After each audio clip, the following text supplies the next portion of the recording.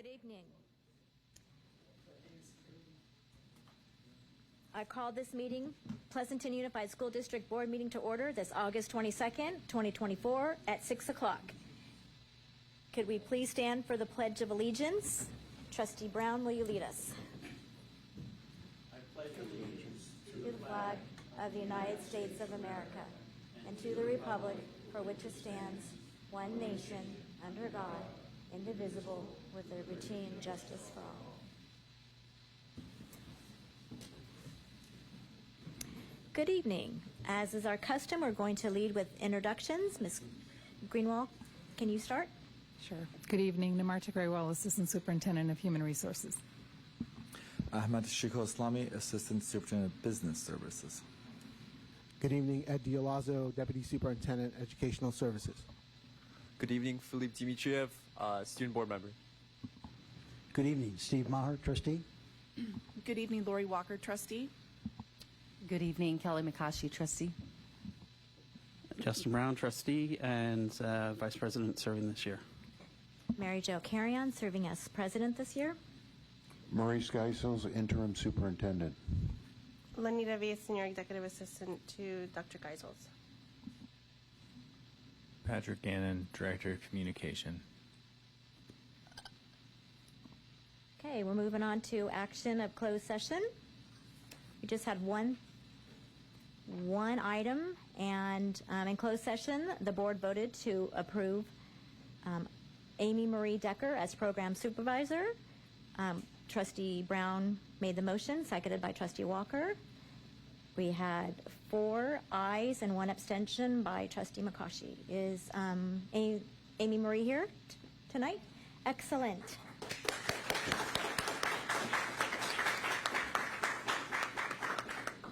Hi, I'm Amy Marie Decker, and I am honored to be your newest POSD program supervisor. I have been a proud member of Team Special Ed here in Pleasanton for over 10 years. I started out as ESN at Donlin Elementary, and I've spent the last several years teaching inclusion at the iPal preschool.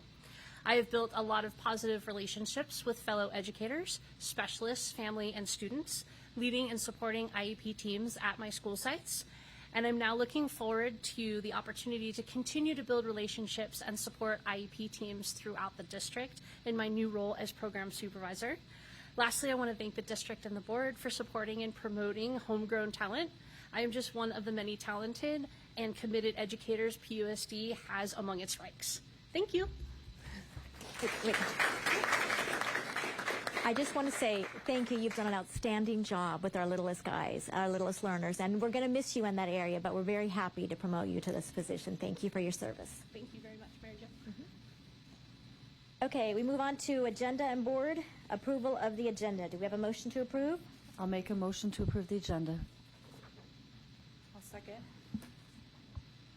Kate. Trustee Dimitriev?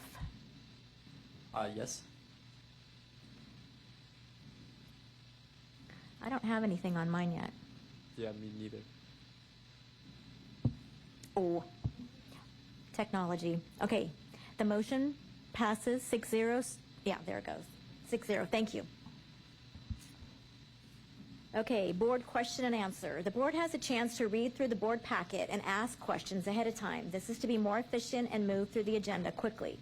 You can find the staff questions and answers on our district website. We do not have any recognitions today or student representatives, so we move to associations. Okay, Associations of Pleasanton Teacher, Evan Branning.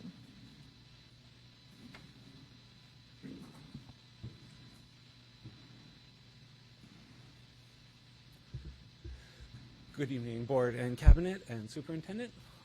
Thank you very much for having me. My name is Evan Branning. I am your APT President. I'm here today, first of all, to just speak a little bit about some issues that we've been having. I really appreciate all of the work that everyone at the district has been doing to try to improve, but we still are maintaining an issue where communication has been a problem. I'm really hoping that as we go forward through this year and as we go forward in the years, with our new interim superintendent, we can really work on this issue. In my first 2 weeks of teachers being back, I've been in numerous calls, meetings, talking with staff as well as talking with members of the district, and just hearing kind of a continuous refrain. We hadn't heard of this before. We didn't know this change was coming. Why are we doing this? What was the rationale? What is happening? Is this mandatory? Is this not mandatory? These sorts of questions come up over and over again. I've had countless calls now with Namarta already to just clarify some of the communication coming out.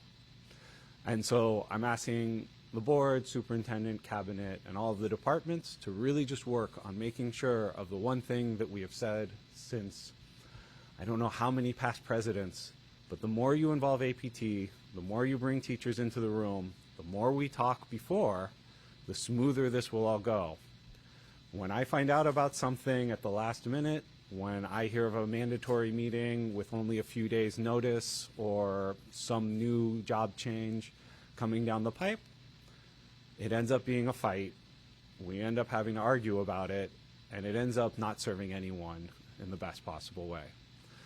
So I ask the board, I ask staff, I ask everyone to work as hard as they can to make sure to work with APT, to work with your teachers, to go to the sites, to talk with the staff, to talk with our members, to do everything you can to really listen to them and roll out programs in ways that are accessible and equitable for everyone.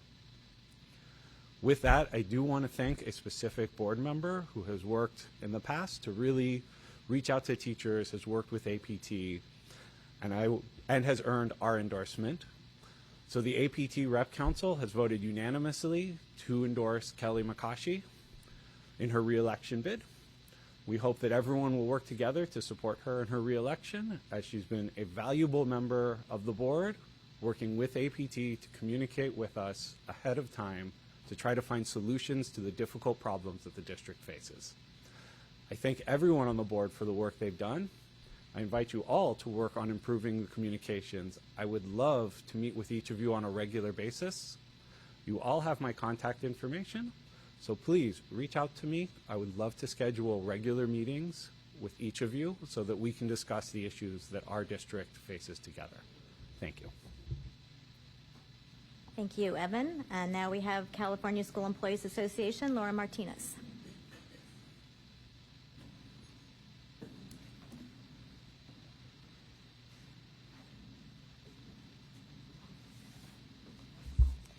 Good evening, Superintendent Gazelle, President Carrion, members of the board and trustees, cabinet colleagues, and community members.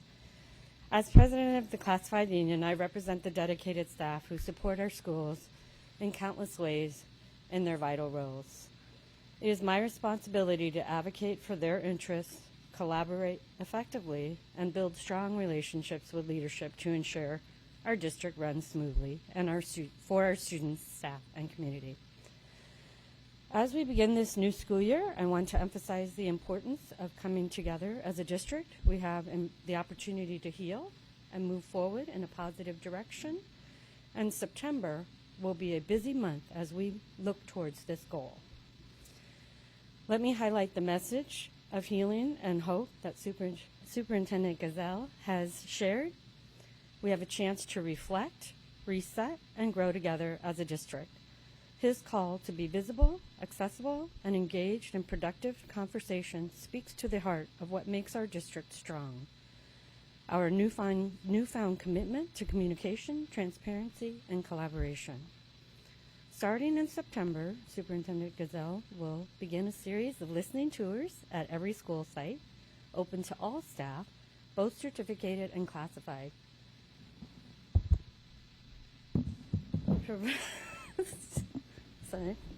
Providing a space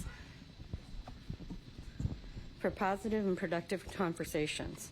For those unable to attend in person, I encourage you to take him up on his invitation to email your thoughts to him.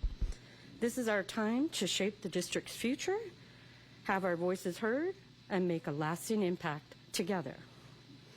As we look forward to the search for our next superintendent, it's critical that we take an active role in the process and express what we seek for our future leadership.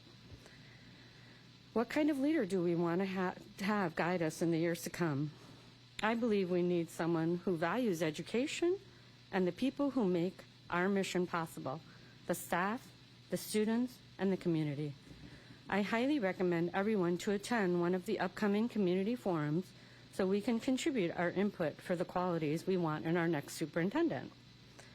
Let's come together as a community, classified staff, certificated staff, leadership, parents, and students to shape our district's future and build a stronger, more connected foundation. Last night, CSCA's Chapter 155 held our monthly chapter meeting where we invited candidates running for the school board seats to share their reasons for seeking our endorsement. It was an engaging and productive conversation, and we appreciate the candidates who took the time to come and connect with our members. We will be releasing our endorsement soon.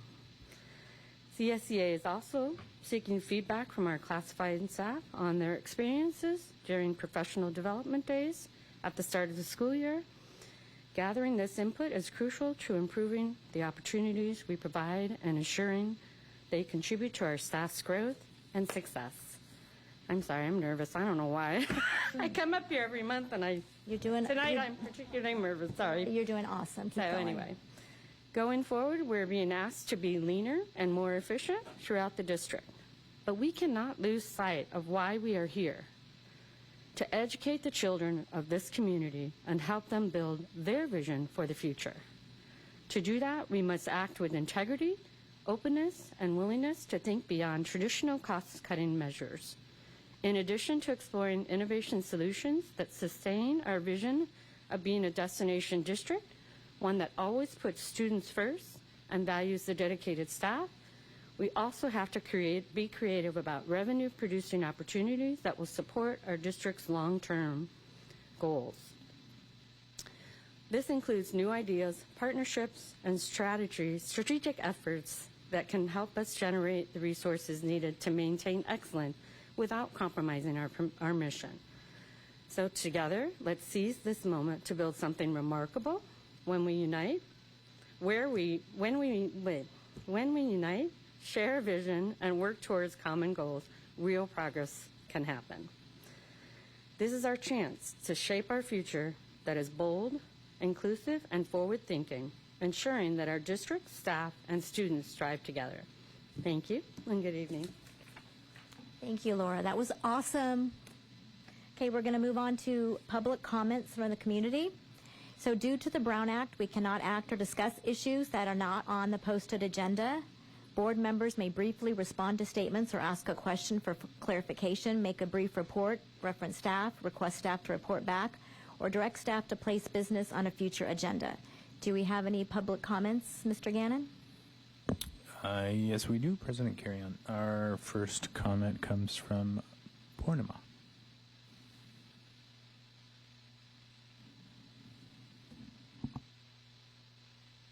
Sorry for gate crashing earlier. I know. So, as you know, this is my first time here. I'm not even sure if this is the forum I should go to, but I don't know what else to do. So I'm here. So I'm here. I'm going to read because I know it's 3-minute timeline, so I'm going to speed it up. So, hi everyone. Now, I'm here because my student, like many other children, didn't get the classes that they signed up for. Doesn't sound too much, but hear me out. Like everybody else, I've emailed the counselor, I've emailed the vice president, principal, I've emailed the principal, radio silence, and that's not my story, that's literally everyone's story. We're like, what's going on? Okay, so it's all just a black hole, but someone at the district was kind enough to forward me an email from the principal, and that basically said that because of the budget cuts, the classes have been reduced at Foothill, and therefore the juniors and the seniors have been prioritized, which is good. However, I understand that the budget situation is pretty dire, and but this is just wrong. I mean, it just is, and I'll tell you why. I know that now it's too late. We're already way into August. There's nothing much that can be done. So I'm going to go ahead and move on and make different arrangements for my student. But I'm here hoping and talking to you all, if you can bring about positive change in about 3 or 4 things that I would like to list out, yeah, which have been certain pain points for all of us. So the budget situation isn't going to improve in the near future. So can we do a couple of things to make this a little less painful? One is communication. Like I mentioned, emails to counselors, VP, principals go completely unanswered. I know it's hard to, reply to every single email. That's hard, yeah. But we do have emailers coming out. Now, if the email were to say, you know what, we are having these problems in these particular classes. I know you all have been affected, but that's all right. We'll try to do something about it. Or we're doing nothing about it. That's okay too. We just should know. And that'll just mean that there'll be less speculation, less conspiracy theories, and less frustration all around. So, and it will also mean that, kids have been in lines, long lines in front of counselors' offices. Perhaps even that would reduce because they miss their lunch period, and sometimes counselors don't even meet them. Like, I haven't met my counselor forever. She's just not there. The next point that I want to pick up is transparency. So while the email said that the juniors and seniors have been prioritized, rightly so, some of the sophomores also have got the honors and AP classes. But I'd like to know on what criteria. If you could be transparent about it, that'll just, again, make the heartburn a little less. What was the criteria? Was it a lottery? Was it the last name, the first letter of the last name that went in certain order? Was it the stars have to align? Like, what has to happen? But I do know one thing. It's not the grades, it's not the merit. Because my daughter, for whatever reason, she didn't just get an A+.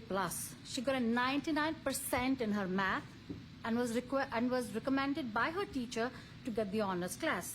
But she didn't. And that's okay if I know why.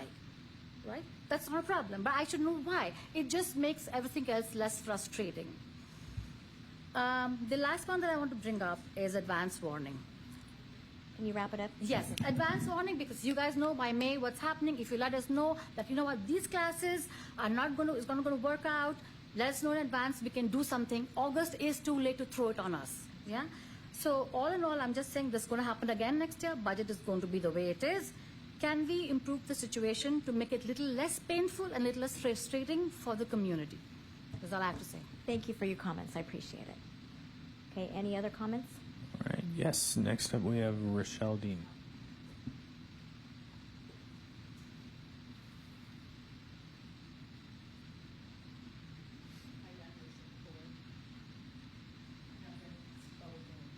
Probably a few years now. Hello, Mr. Maher. Okay. I'm here to address my concerns regarding the graphic sexual novels that are in our schools now. Middle school. Let's center on middle school. I've been an advocate over 25 years. I took in my nieces. They just turned 11 and 12. They've been with me for 5 years. So I'm doing this all over again. Some of these books are not age appropriate.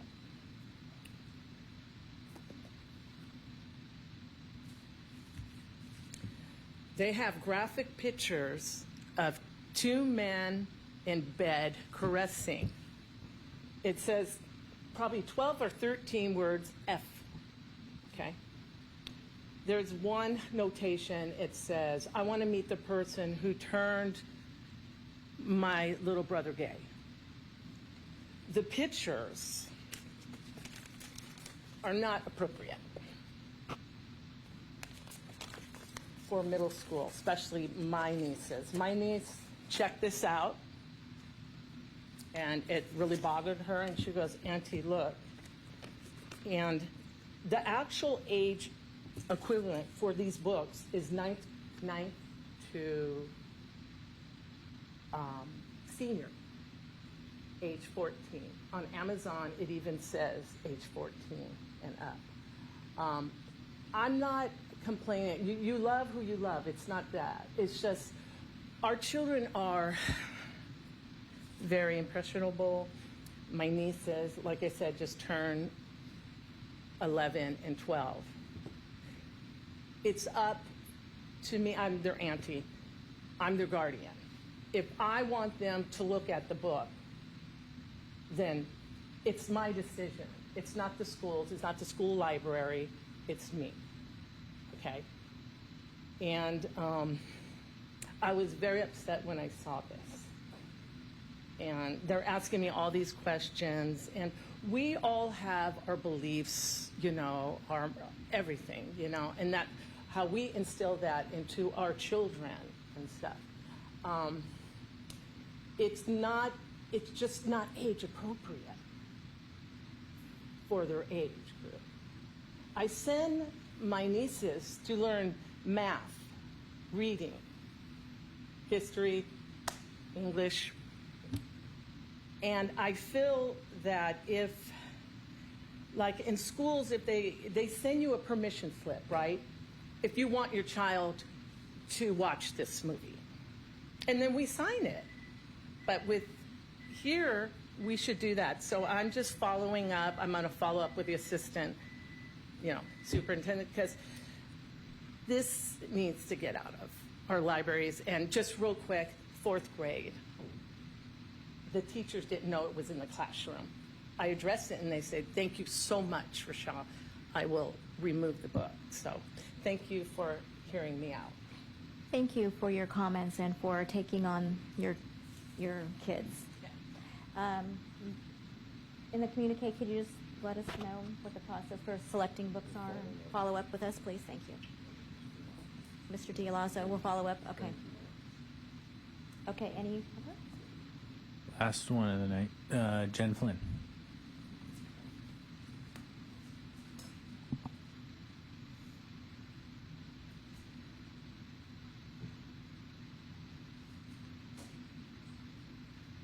Oh boy, I opened my phone to a missed FaceTime call from Kyle, so I'm going to make it fast. My name is Jen Flynn, and I'm running to be your next trustee in Area 4. I don't have an agenda as an incoming board member, nor do I have hopes or dreams of serving at a state level. I'm a mother of 3 boys, a past school site secretary, a volunteer, PTA president, current PPIE board member, and currently serving as the vice chair on the superintendent's budget advisory committee. I've seen a lot. I'm running for school board to represent the students, the ones that need breakfast, the ones that come to the health room for a Band-Aid, even though they don't need one. The students that aren't sure how to apply for college, the students that need to come to the wellness centers but don't have the courage to go. The students that have all their AP classes lined up and their future planned.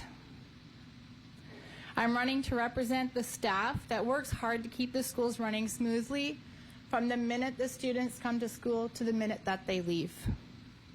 The heroes that keep our campuses looking amazing.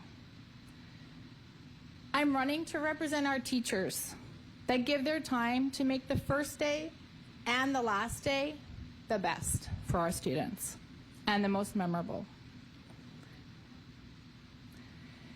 The teachers that use their own money to fund things in the classroom because they care. The ones that go home to feed their families and come back to school to finish their prep work.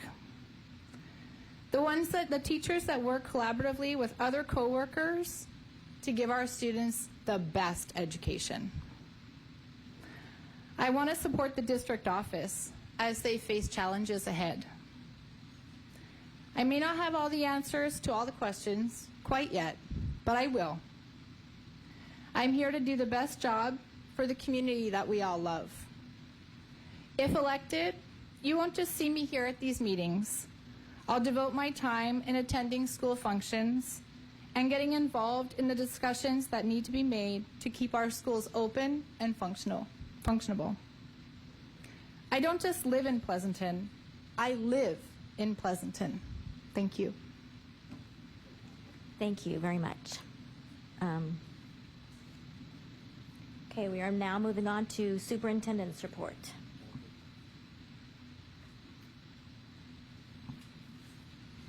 Good evening, everyone. I wanted to talk about finance, you know, the big three things, the reductions we're facing, as well as setting up for a superintendent that is going to be the one you deserve, and also talking about positive culture. You'll find all these topics are right in line with that. The Budget Advisory Committee met this week, and they did a really good job, I think, in terms of giving ideas and insights. We had 4 working groups. And in parallel to that, we're starting to really dig into our communication plan, which we'll be talking about more.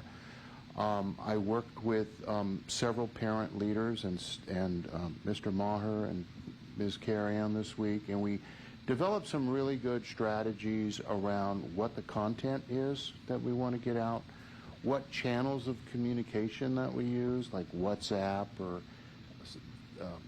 email or whatever, and also the media, not just the written word, that and WhatsApp, and not WhatsApp, but TikTok and movies and kind of fun stuff. It's not a fun topic, believe me, but, you know, whiteboard animation and things like that to really get people to try to grasp what's going on to the point that they can explain it pretty crisply and quickly.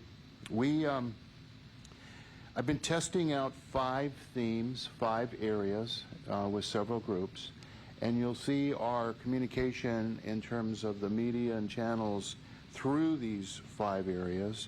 And I'm not going to go through the whole thing right now, but the areas are going to be COVID funds are gone. You know, we had $41 million in one-time money over 4 years. A lot of that money is still ongoing in expenditures, but not in one-time revenues. That we are a low-funded district. I mean, we can talk about, get into the weeds about LCFF and the like. The fact is we qualify for identifying our students that can qualify for the funding in this area. It's only 16% of our students. Now, we really want to concentrate, obviously, on our students of the most needs, English language learners, students of households of poverty. The way the funding formula works is we get $5 million in our $213 $14 million budget, which is only 2% in additional money. What that means, this is a big one. We are 9th out of 10 districts in the state funding. That means we're in the last 10 percentile. And it's kind of hard to think that with our facilities, our people voting for bonds, the way our schools look, it's a wonderful thing, and people move here. And it's a relatively higher income city, Pleasanton, right? But when you think about it, if you look at 100%, we're at the bottom 10% of funding. We're state funded. We're not locally funded. And I think that's a really big point. So what that works out to is we get on average $12,489 a student per ADA, average daily attendance. The state average, that's in the middle, not in the bottom 10 percentile, is $14,842. So the delta between the average student for the state and what we get is, ready for this? We get $31 million less than if we were an average district. And that $31 million of our total budget, we get 15% less money than the average district in the state. I mean, I think that's pretty stunning, and it's something that we have to communicate, not just in the superintendent's words, but in, and not in graphics and charts that go on, but simply, and people so that they can double click and see the detail too, you know, meeting all people style. Let's talk about inflation. That's a national thing right now, right? We're estimated to get a 1% cost of living increase this year. Over the last 2 years, the Bay Area inflation rate has been 8.1%. Now, I can go into the arithmetic of how that impacts the budget, but let me say Has anyone looked at their utility costs lately? Opened up your water bill? Gone to the grocery store? Well, we're facing those same kinds of things. Declining enrollment, that's how we gauge, that's how we source our revenue. We've lost 1,650 students, or 11% of our students, since pre-COVID, 18-19. However, this is the shining light, proud of this, we have lost fewer percentage in students than the majority of school districts in Alameda County. So everybody's down, right? We're just down. The fact, though, that losing 100 students in enrollment is $1.2 million. And we, even though we're still higher than most of the districts around us, what are we at, down 105 students? Since the start of the year, first day to today, it's over 100 students. Yeah. So that's another 1.2 million. So these things are kind of like a perfect storm, a confluence. And, what I've said is, look, we can circle the wagons and shoot arrows at each other. We got to get moving on this thing. And what we're going to do in the Budget Advisory Committee, we're going to go back on September 11th and start showing them our recommendations based on what they gave us as inputs and what we think is some preliminary recommendations. And then we want to come to the board on our special board meeting on September 24th, and then start to formulate socializing and communicating what's going on and getting the thoughts and reactions of people. So, Ahmad, we have to tie this whole thing up by early November. So that's the process, and just kind of bonus material, because there always has to be more than the points you say. The pandemic is gone. The federal government spent $1,000 billion. 1,000, take a billion, and that's 1,000 billion buckets, 5.2 billion buckets. That's a lot of money. And so the point here is districts everywhere, not only districts in the state, in the nation, are feeling this kind of ripsaw reaction, but other markets are as well. It's not just the education market. So we are going to, Patrick is putting up a plan. We got people helping us. We're going to put a lot of energy in this, and it's a heavy lift. And that's one of the reasons we're working together on this. The other thing I want to say is last time I thought there was a really productive discussion on synergy.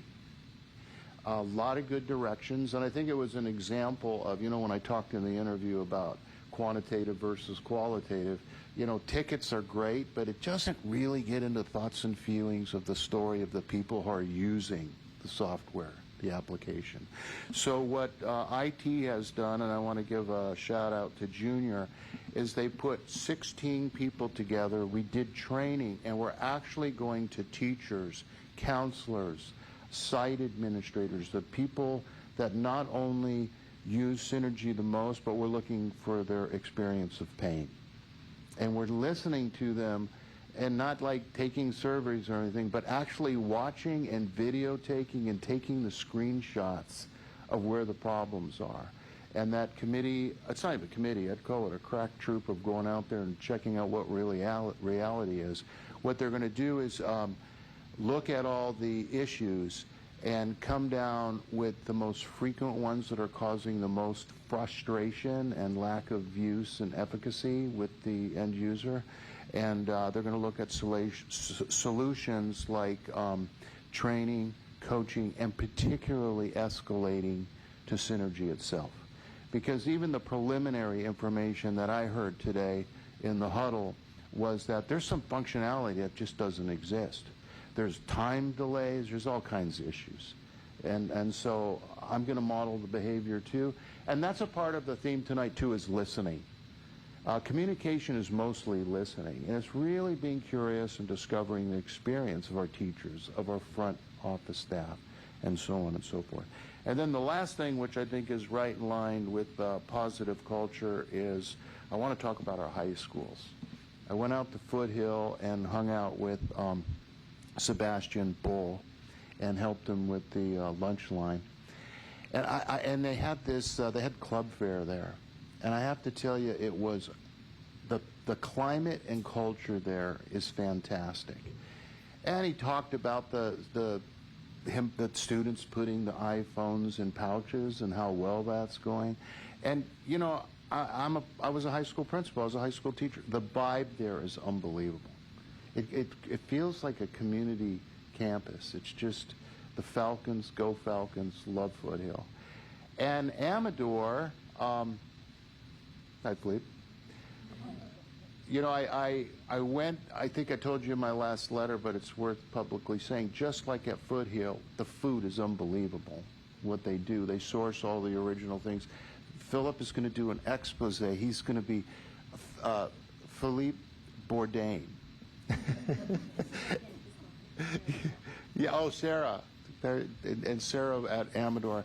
And, you know, again, I talked about Amador in my update, but the look and feel of it, the light posts with the flags, the faculty sitting out in with the students in under the umbrellas. I'm telling you, when I went to Amador, those weren't the good old days. These are the good old days. So that's my report, and I'll stick to it. Thank you very much. Okay, we're moving on to consent. Items in the consent agenda are usually routine in nature and can be grouped together and approved in one action. Items can be pulled by a trustee for clarification or discussion prior to the vote. Are there any items to be pulled? Yes, President Karen, I'd like to pull item C. Okay. Anybody else? Bring it back. D. Okay, anybody else need to pull something? Okay, can I have a motion for the rest? I'll make a motion to approve the consent agenda minus item C, and which is being removed, and item D, which is being pulled for discussion. A second? Second. Trustee Dimitrioff.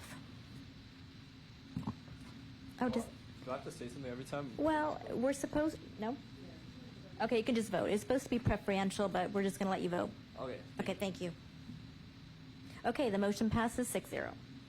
Okay, Trustee McCaughey. Yeah, so this is just a clarifying question. The identified non-public school agencies and schools listed in the document, are they all currently engaged with services with the district, or are they more of a potential list? This is a potential list. Not all of the listed agencies are engaged with us at this time. So should we need services from a particular agency, we would go into a contract with them. Okay, so I guess my question as a follow-up to that would be, and I did appreciate the highlighted red because there was a lot of additional information added in terms of fees, adjustments, so that provided a lot of clarity. But how often is the review of this document to remove services with schools or agencies? That is there, like a default, like if the district hasn't had a contract with a certain vendor within the last 3 years, that it gets removed off, or what's the process? Because it's a pretty long list. So on the far right of the document, is my mic on? Is it good? On the far right of the document, you'll see 3 columns. One is tagged the Bay Area Consortium, BAC, there's PUSD, and then there's Tri-Valley SELPA. I would say that the BAC meets regularly. That's the consortium that really works together to negotiate rates. That's what that is. And then PUSD and the Tri-Valley SELPA can go into contract with agencies that are not on the BAC list. So I just wanted to explain that. In terms of reconciling the list, we really should do it annually. I don't know if we do it annually. So that's something I could talk with Senior Director Ricard to see what we can do. I guess, if I'm inferring correctly, you want us to look at it and remove agencies that we don't use if we haven't used them for a year or so. Yeah, it's a recommendation, like 2 to 3 years. there's a very clean process to bring in new agencies and schools on, because we get this document periodically for updates. So it's just, yes, that'd be great. All right. So Thank those you. are all my questions. Thank you. Yeah, just a quick count. It looks like you have, obviously, it's in our interest to keep the BAC ones on the list so we can draw from those negotiated rates. But there's 21 under the PUSD. So I don't think it would be a huge exercise to go through those 21. Yes. Thank you. Okay, do we have a motion? Oh, nope. Add a comment to this. The reason that we have a list is because when you're at an IEP meeting and a child needs to be placed, if we don't have the contract, we can't place immediately. Then we have to go back through the process, which we should do, but then be voted on and so forth. The reason they have more than one item on there or more than one school is because sometimes they're closed and you have to go to the next one. And it's probably been in IEP meetings. I certainly have that. Fortunately, we have that list. Otherwise, the child is going to suffer for a month or so. There's definitely a purpose for the list. Thank you, Trustee Maher. Ex-President Maher. But that's absolutely right. The list is extensive, comprehensive for a reason. So thank you for that as well. Just a very quick question. You mentioned the 3 columns, and it drew my attention to it. None of the items on the 11 pages has an X in the Tri-Valley SELPA. To Trustee Maher's point, there's probably not been a Tri-Valley SELPA approved agency in recent years. That column is there because we have had Tri-Valley SELPA approved agencies. Okay, thank you. I'll make a motion to approve item D. I'll second.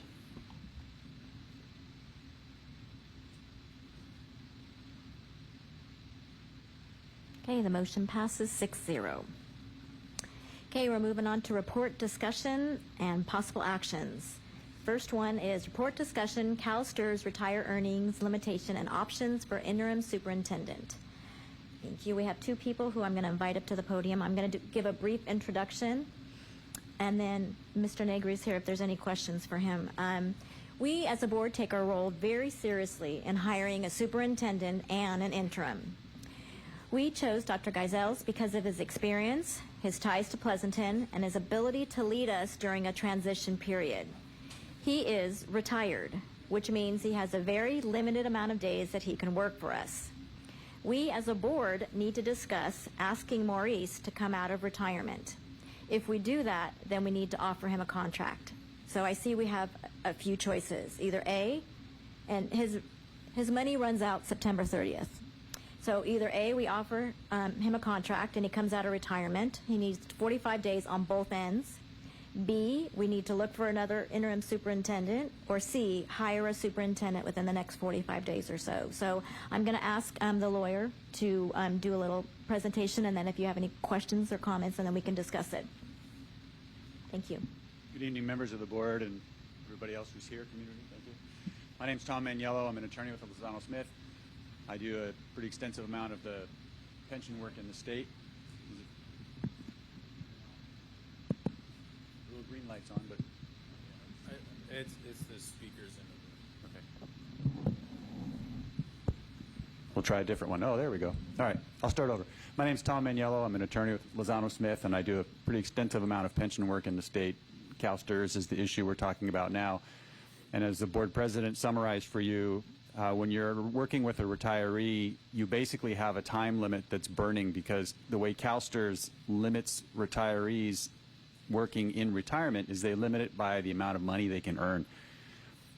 But another piece that ties into that is the education code also requires that when you hire a retiree, you pay them no less or no more than you would pay an active employee for doing the same service.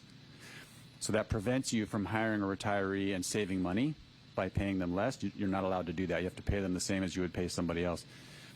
So what that means is there's basically a certain number of days they can work before they just hit the cap, and then they have to go. Because once they are capped out on the income limit, and this particular year for 425, it's about $74,000 gross. Once they hit that limit, CalSTRS then starts taking the money out of their pension benefit, so it becomes punitive to the retiree. So, as the board president said, your current interim superintendent is, I think, going to run out of money in a little more than a month in terms of his ability to work for you, even at the 3 days a week rate that he's going. So one of the options that you have is he can come out of retirement or unretire. It takes about a month, a little bit more than a month to do that safely. There's paperwork that has to be submitted to CalSTRS in order for them to terminate the benefit on a particular date. But then once that's done, he becomes an active employee again. It's as if he was never retired. He then can work for you as any other person, any other active superintendent. So there's no time limit. This would allow you, if your intention was to have the interim go all the way through the end of the school year, June 30, that would be an option because there wouldn't be a time limit on how long he can work. If he goes back into active service, there used to get this question all the time, that you had to work for an entire calendar year before you could re-retire. That is not a rule anymore. So now you can come out of retirement, you can work 1 month, and you can re-retire. Right? You just need time to submit the paperwork to CalSTRS for them to restart all of the benefits. So that's essentially the process on how it works. And given the amount of time you have left, we wanted to find out from all of you, the board, do you want to go down this road? If you do, we'd have to backwards map the deadlines to make sure we can do it within your meeting schedule. And then at a future meeting, there would be a contract that would come back for the board to consider. It's not there's no contract for tonight. Do we have any questions? One question, as if people come back into the system and out of SCRS, do you still need to pay benefits? Or if they have benefits through retirement age, does that kick in so you save that part of the money? So are you talking about health benefits? Or are you okay, so health benefits actually for the superintendent are negotiable. That you have options there. The Affordable Care Act that was passed in 2008 does tie your hands a little bit on some lower positions, but at the superintendent level, it is possible for superintendents to waive health care if they have it. For example, some people will have health care for prior employment, or if they're 65, they might have it through Medicare. So that's a negotiable issue. What benefits would you need to? You would have to pay what are known as statutory benefits, which would be all of the payroll tax deductions that come out. Certainly. And you would have to pay CalSTRS contributions on the income while he is working because he's considered an active employee. So when the person then re-retires, so using our hypothetical example here, if your interim superintendent unretired, let's say effective October 15th or something, and then worked until the end of your school year, let's say May 30 or June 1, he will get service credit in CalSTRS for the period of time that he worked, which would be a partial year. And then when he re-retires, they turn his original benefit back on, and he will get a little supplemental amount added to that for the almost 1 year that he worked. And in order to fund that, both the employee and the district pay contributions in. Understand. Thank you. Okay.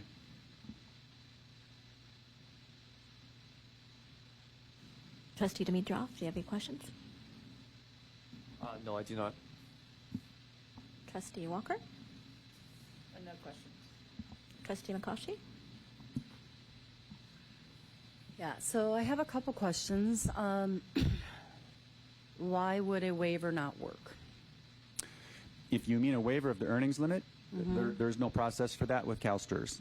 You can get a waiver of the 100. There's actually two limits. I didn't talk about the first one because it doesn't apply to him, but there are actually two different earnings limits. One was put in place under the Public Employees Pension Reform Act from 2013. That's what's known as the 180-day waiting period. So if somebody just retired, they have to wait 180 days before they can go back to work in the public education system. And you can get a waiver of that. That is a $0 earnings limit. So during that 180-day period, they're not allowed to earn anything. But you can get a waiver of that one. But After that is up for the normal earnings limit, there is no waiver process for that in the Ed Code. So I've never seen CalSTRS even consider that. So the bigger question is, why are we in this position now? And I'm going to put this to Ahmad. I mean, we had this interim opportunity to hire Maurice, and we had that contract come up for the 74K. So I'm a little taken back that now we're in this position to, like, what's the cost here? What are we looking at? Because clearly I don't think the community is ready to, the whole point of this already putting in a contract to engage our community, get their input on what we're looking for, a candidate for a superintendent. So that kind of X's that option to hire a superintendent in 45 days. I think you said that was one of the options, correct? Something like that. To be clear, I think the idea is that it would still be an interim superintendent. It would just be an interim superintendent that can work to the end of the school year. The advantage of this for you is it allows you to do your search starting in January with a new employee start date of July 1. Right, but why in the world would we do that? I'm just, it's a little perplexing. You know, the original commitment was to, we wanted to secure Maurice to help support with this interim. Now we're in a quandrum of, like, how much are we talking about fiscally, financially? I know there's no contract for tonight, but if we're being asked to make a decision, clearly cost of expenditures when we're dealing with a deficit, we have to discuss that. It's kind of difficult to make a decision without understanding the fiscal impact. Yeah. And it just so happened to have, it was actually a public comment made about definition of interim and how long an interim lasts, and some confusion that, should have been presented to the board up front when we were securing an interim in the first place. So it seems a little backwards that we're having this conversation now. So I guess my question is, if we're being asked to make a decision moving forward, what is the fiscal impact so that we can make a sound decision? Well, the district, all school districts need to have a superintendent. So at the time when Dr. Haglund left, there wasn't enough time to hire a permanent superintendent, so we did the interim. And so that, the daily rate is equivalent to what we would have paid any superintendent who would have been in that position, less the benefit cost. And then if we now go to an interim that's on a contract, you're still paying. For one way or another, there would be a superintendent there. In the interim and on the retiree side, they're limited by the number of days that they can work. If they're full-time, then they're on a regular contract. So either way, it's in the district's budget to have a superintendent working for the district. Right. I guess to clarify, I know that there's sometimes exemptions to the cap of the 74K. There's certain waivers that can be addressed for that.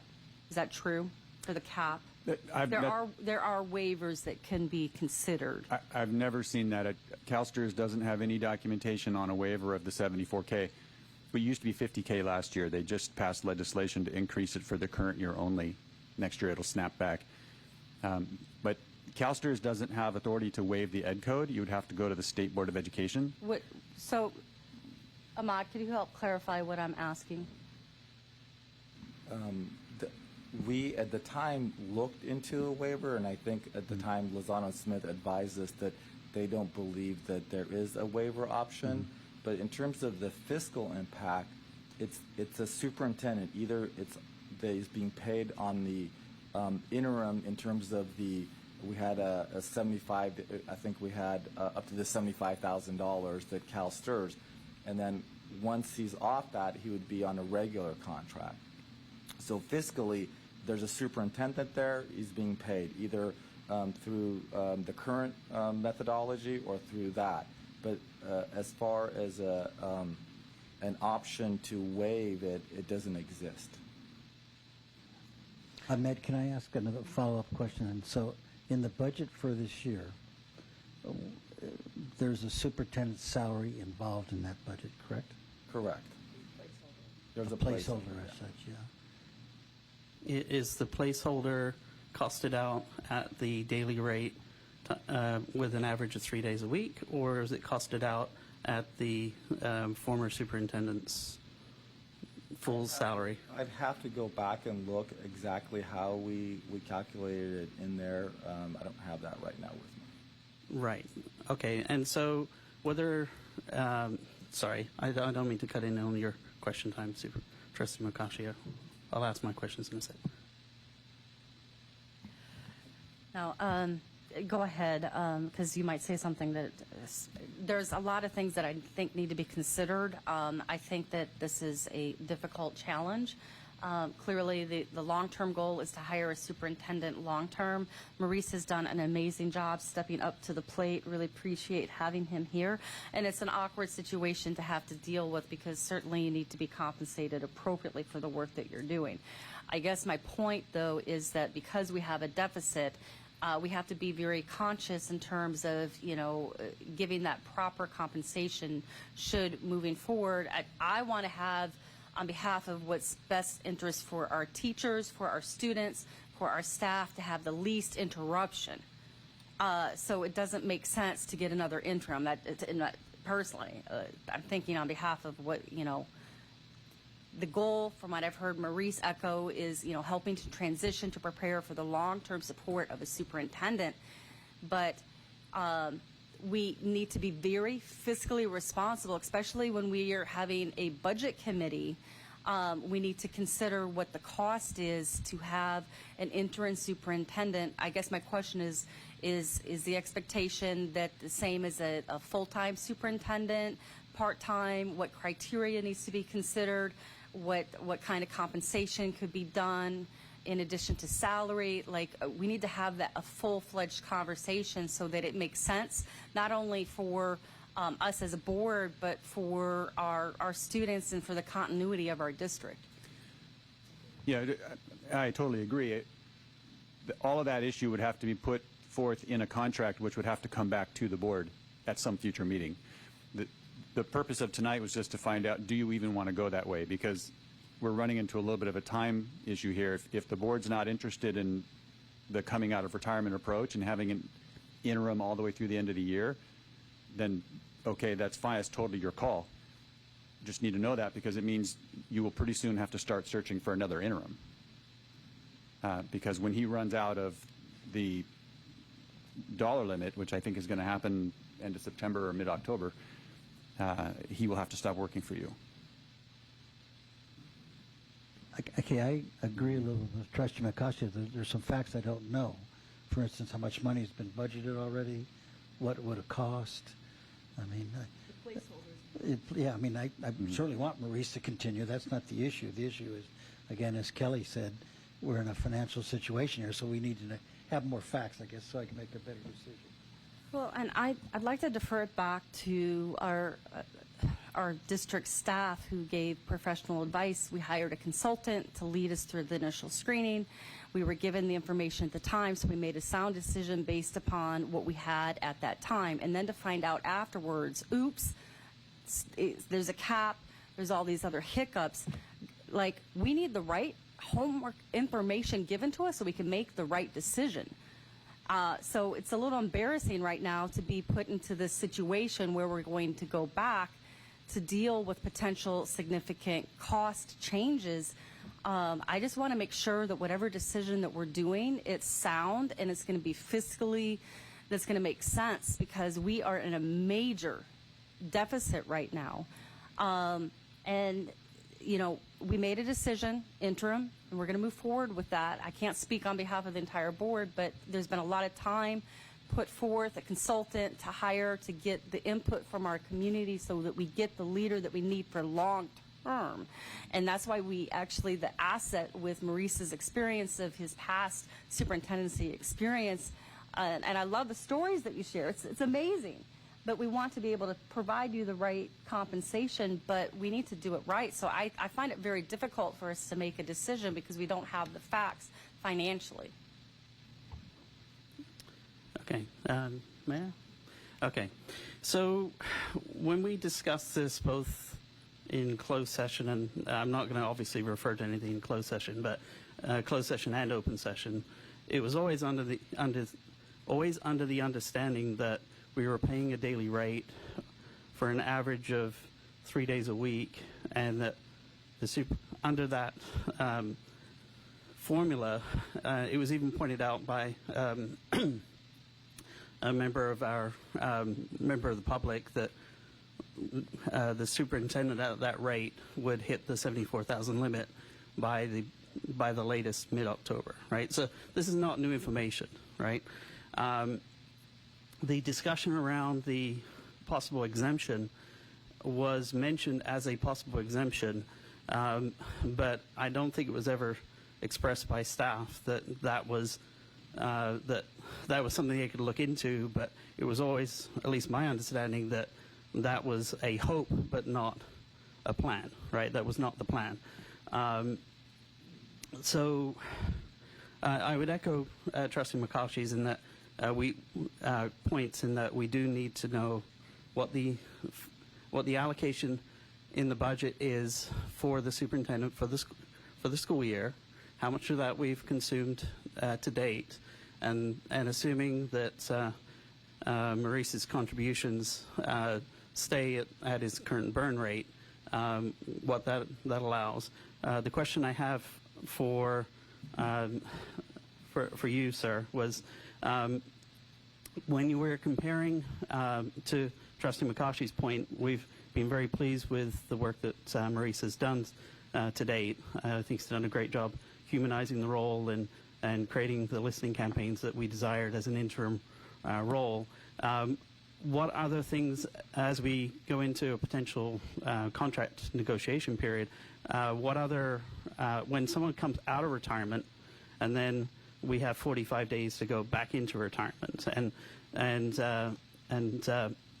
Maurice has done a great job of saying, look, I'm here for the interim period, and I'm happy to go back into retirement when my service to the district is done, right? So depending on the timeline that the board has, it may end up being June 30th. It may be earlier than that, right? So he just is requesting advance notice in the 45-day offboarding period. So what do we as a board need to consider in order to, quote, keep him whole? Obviously, he has certain rights and benefits under STRS in retirement. And then if he comes out of retirement, what do we need to consider as we do potentially contract negotiations to, quote, keep him whole? That's the piece I would like to understand. So the point you started off with in the notice period is correct. Normally, the way these type of arrangements are structured for an interim superintendent contract is the board has the ability to terminate the contract on a specified period of notice, so that when you have your new permanent superintendent, they can start whenever they're ready and whenever you're ready. That could be, in this case, we could put 45 days in the contract. What that means is, as you're going through your search process, hopefully, if you have a successful search, you will know by late March, early April that you've got somebody lined up, and then you can give your interim superintendent notice, 45 days, the new person's going to start, and that then gives the interim superintendent time to submit their paperwork with CalSTRS, and these things run concurrently. So that's how the notice piece normally would work. Now, in terms of the rest of the compensation pieces, as an active employee, none of the, call it pay bookends, the no less, no more, none of that applies because he's not retired anymore. So it's really going to be whatever the board negotiates for compensation in the contract. You can use your last one as a starting point for whatever you had on the last one. Every district does this a little bit different. I've probably done 200 superintendent contracts. They're not the same. Some have allowances, some don't. Some do expense reimbursement, some don't, right? Some districts provide a cell phone. Some districts pay a stipend for the cell phone. All of that's whatever this district does historically, and then you just negotiate it in the contract. Yeah, I guess what I was driving at is there any loss of income or loss of benefits that would normally be compensated for when someone comes out of retirement for the retirement, for the non-retirement period. That's what I'm getting at. So the retirement annuity will stop. And that's the whole point behind the limits, is there's a social policy that the state has against what they view as double dipping, where you're getting a retirement benefit and actively working at the same time. So in order to be actively working, you have to turn the retirement benefit off. That will stop. And normally what happens is when the person goes back to work, they just enter into a regular contract at the regular rate, and they just have it so that when the retirement benefit stops, let's say September 30, then their employment contract starts October 1. So then there isn't a gap in income for that individual, because they'll get a CalSTRS benefit in September, and then they'll be on payroll for October. So that way they don't have a period where they're earning nothing. Okay. So the payroll basically needs to offset the annuity. Well, more than offset the annuity, right? So it usually more than offsets it. Yeah. Unless they go into a very small district or something. Okay. I just wasn't sure if there were any other considerations.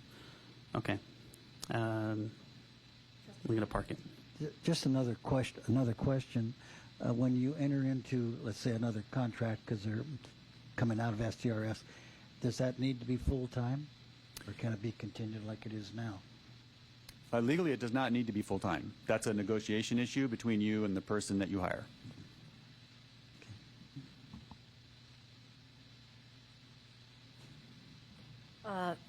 So just to be really clear, in terms of potential contracts, in your experience, have you seen interim superintendent contracts, or do they tend to just be superintendent contracts?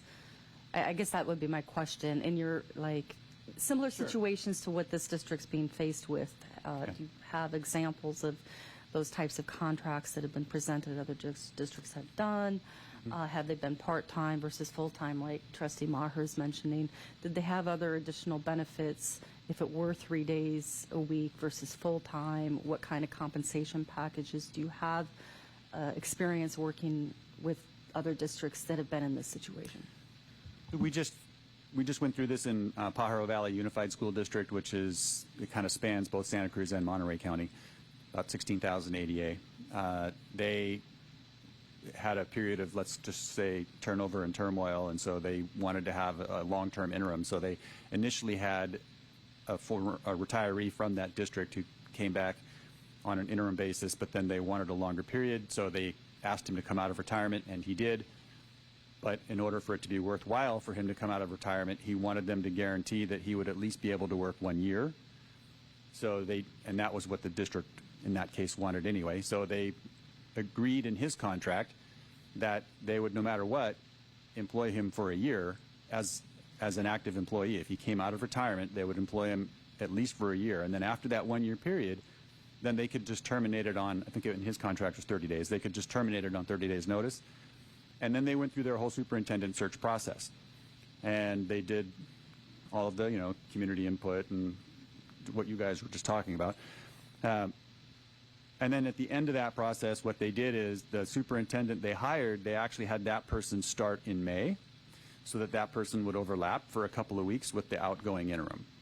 That's the way they set it up. So they gave their interim the 30 days notice. He overlapped for a few weeks while the new superintendent was sort of getting the lay of the land. And then he was re-retired. New superintendent is currently there. And about the contracts? Yes, so his contract said interim superintendent. And I think that's a little more common to call it that, because from an optical standpoint, if you don't use the word interim, it sounds like you're hiring the person as your permanent superintendent. And then it raises questions of why did you then give this person notice and tell them to leave if they were the permanent superintendent? So typically if you're hiring an interim that you're not going to be keeping, you would typically call it an interim superintendent contract because it's more clear in terms of the messaging for your community. They all know this person is only short-term. Right. I guess my question was, I understand the value of calling it an interim contract, superintendent contract. My question was, have you worked with districts where you've put together, part-time interim superintendent contracts was my Oh, question. yes, that's total. It's completely legal to do that. It's a question of service level. It's how many days a week does the board think that you need, and then so that's on your end. And then on the interim side, it's are they willing to come out of retirement for that many days? There has to be a mutual agreement, obviously, right? So yes, I've done these on those kind of contracts. Typically done on a per diem basis if it's not full time. So the compensation model differs a bit. If you're talking about someone who's coming out from retirement and they're going to take full-time like any other superintendent, then the contract typically reads in that section the same, where it'll say a base salary amount that's paid in an equal installment over 12 months, just like anybody else. If it's not full-time like that, if it's going to be a part-time, then the contract typically will have a daily per diem rate in it, which is what your current one has right now. So would there, and I know that there's reports that will, that there's a tally that shows every single superintendent in the state of California, the number of days that they are contracted, their base salary. Is there a way that the board could get that information and get some comparisons of per diem rates, time periods of like, because currently Maurice is doing 3 days, correct? Paid 3 days a week, and what that compares per diem rate to full-time salary, so we can understand the numbers, and to Trustee Brown's point about all the other benefit package details, because I think we've kind of echoed the same statement that I think this is a great conversation. We need to have it, but it's kind of hard to make a exact directive without full financial information. Well, yeah, if I can just add, though, I mean, part of the full financial information is knowing what the contract is that we've negotiated. So that'll come later, and then our Ahmad will provide us in the interim the budget allocation, right? So I think those two numbers need to come together, and then we as a board need to consider the financial implications, and obviously Maurice has input as well, because he would need to express what he's comfortable with, right? So I do have a couple questions too. So in your contracts for interim, do you add an evaluation piece? It depends on whether or not the board plans on having the person around for the evaluation cycle. Some of them are only 3 or 4 months. Okay. You don't. Okay, but if it's for a full year? If it's for a full year, my recommendation to you as a board would be that you do at least a mid-year check-in. That's a very valuable tool for the board, because superintendent's evaluation is one of the closed session topics that you can then have a closed session conversation with the superintendent about how are you doing what we want, what would we like you to do different. And if you have the evaluation language in the contract, it supports doing that. And my question is to our assistant superintendents. I do not want you to have an extra burden. So ideally, what is your recommendation for a superintendent? Is it full-time? Is it 3 days a week? Is it 4 days a week? What is your experience?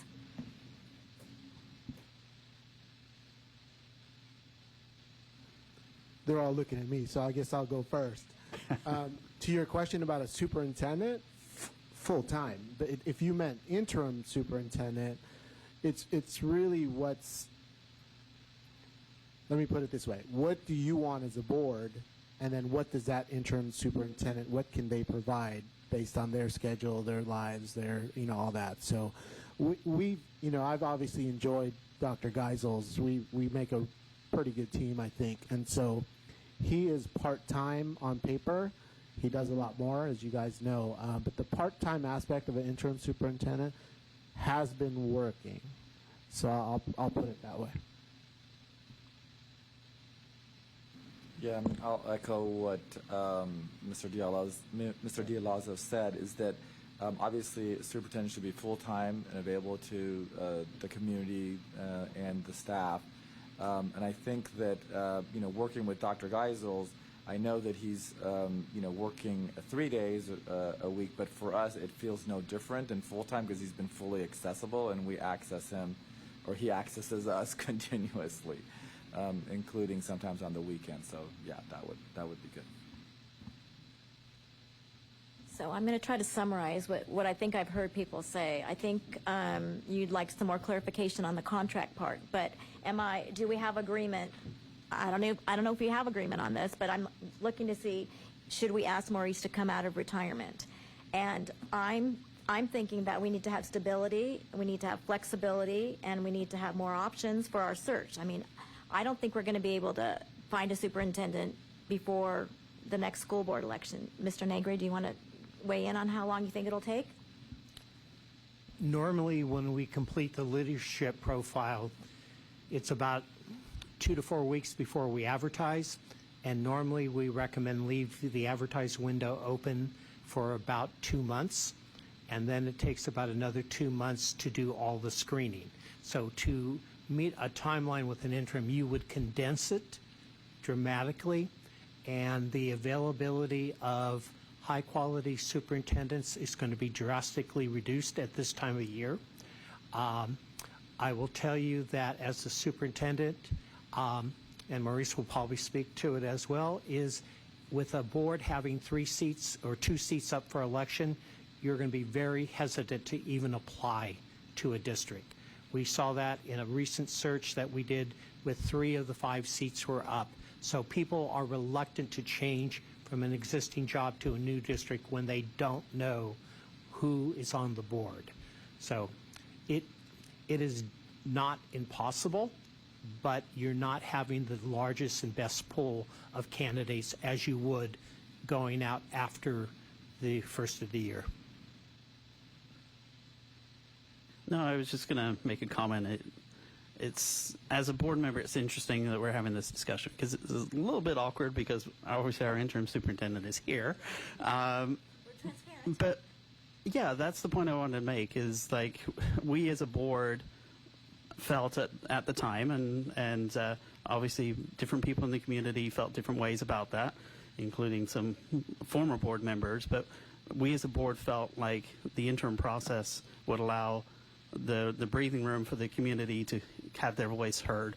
And like I said, even though this process seems a little strange, it's part of the commitment to transparency. So I just wanted to echo that as a general comment. So the fact that we're having this discussion publicly in terms of the constraints and the choices the board has to make at this point in time, like I said earlier, at least for myself, I was fully aware that we would hit this limit, we would have to make this choice, and that the initial contract that we made we would have a further decision making around this time. So this is fully in line with my expectations based on the briefing from staff earlier. So anyway, those are my comments.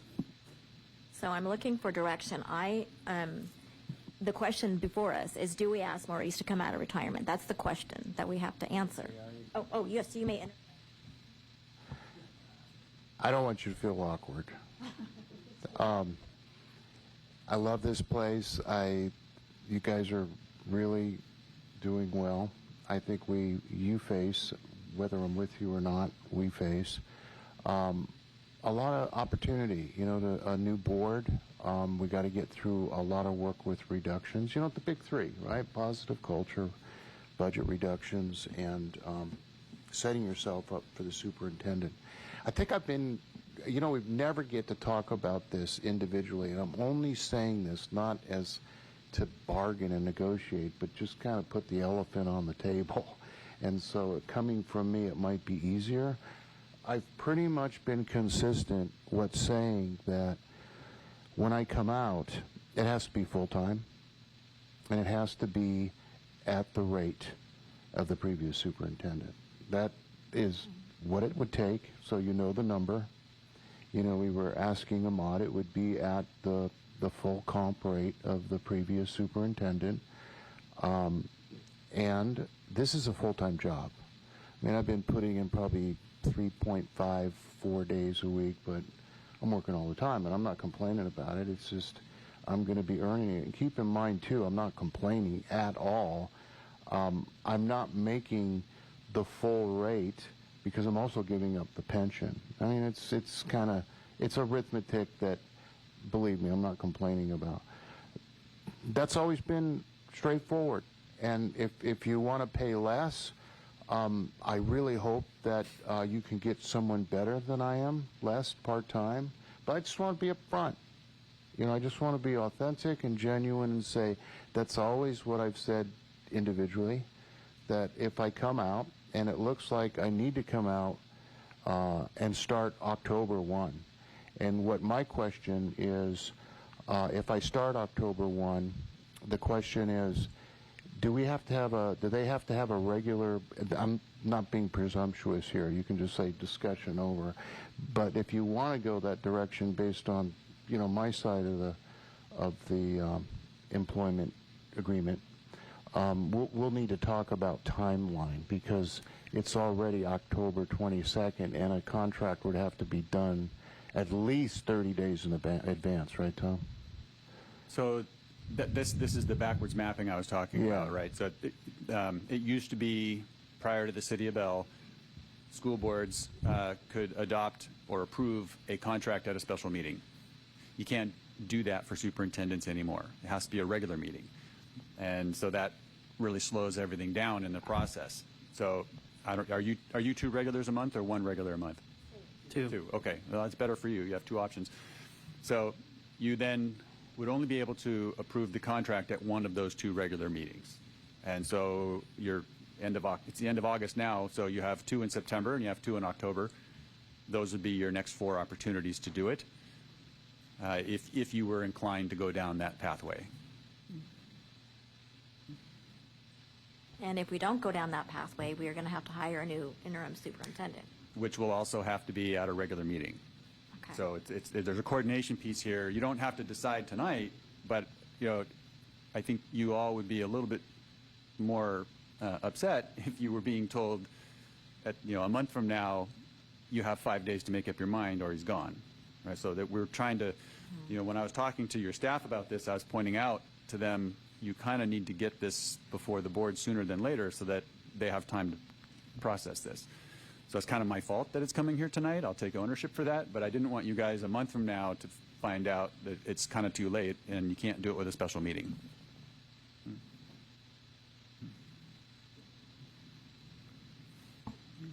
Well, unlike Justin, I knew this was coming.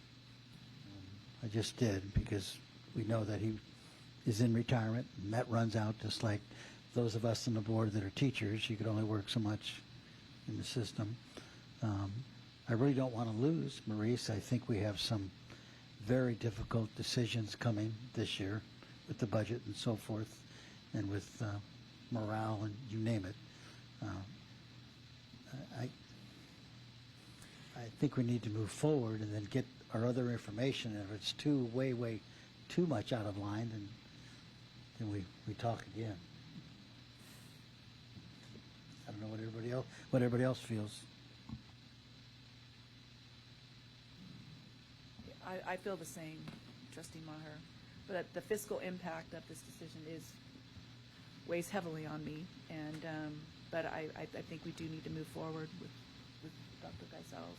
Ahmed, we did budget for a superintendent. Yeah, I have to go look back the exact amount, but we did budget. I can't recall if it was, you know, for the full year or part of the year, but we do have dollars in there.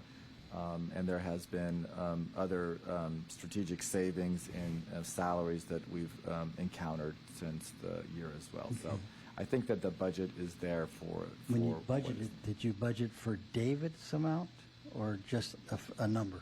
Yeah, I don't want. I got to go back and look around it and say it right here. And when we did the adjusted budget, obviously we reduced cabinet size. Have we already adjusted the budget for that savings?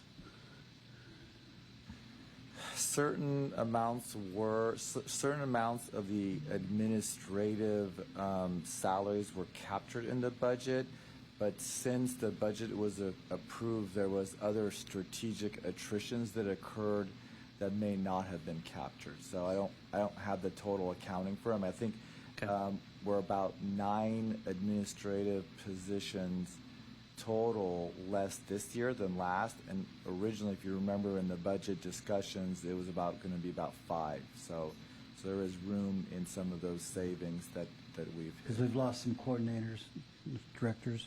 Yeah, there was some planned reductions that we all agreed on, and there was part of the reduction in force.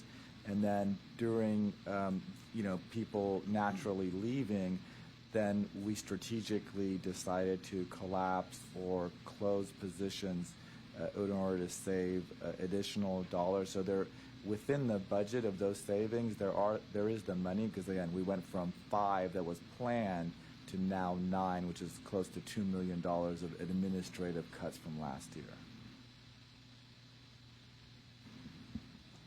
With that information, then maybe I'm in favor of moving forward.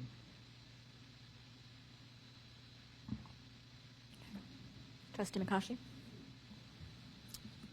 So I guess I'm a little loss of words. I just would like to state that I have been extremely pleased with Maurice's work.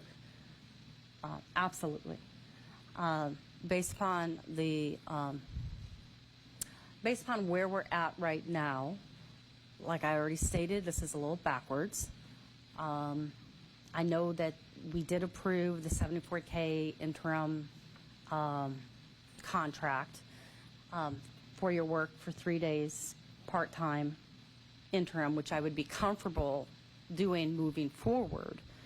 And to continue that moving forward until we hire a full-time superintendent at that original rate, assuming, but it hasn't been flushed out, so I don't know the dollar amount, but I consciously cannot support hiring an interim superintendent at the same rate as our previous superintendent for 5 days a week from a fiscal standpoint, not merit of the work that you can bring to the table and your expertise, Maurice, but you've already set your terms tonight, so I'm not really sure what we could negotiate. So I want to move forward with an interim superintendent with Maurice with what we've set up. And I'm uncomfortable flipping to some of the requirements that you're asking. But that's me.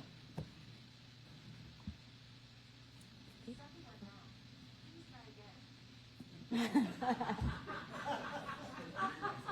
that your phone? Care to respond, Trustee McCoshey?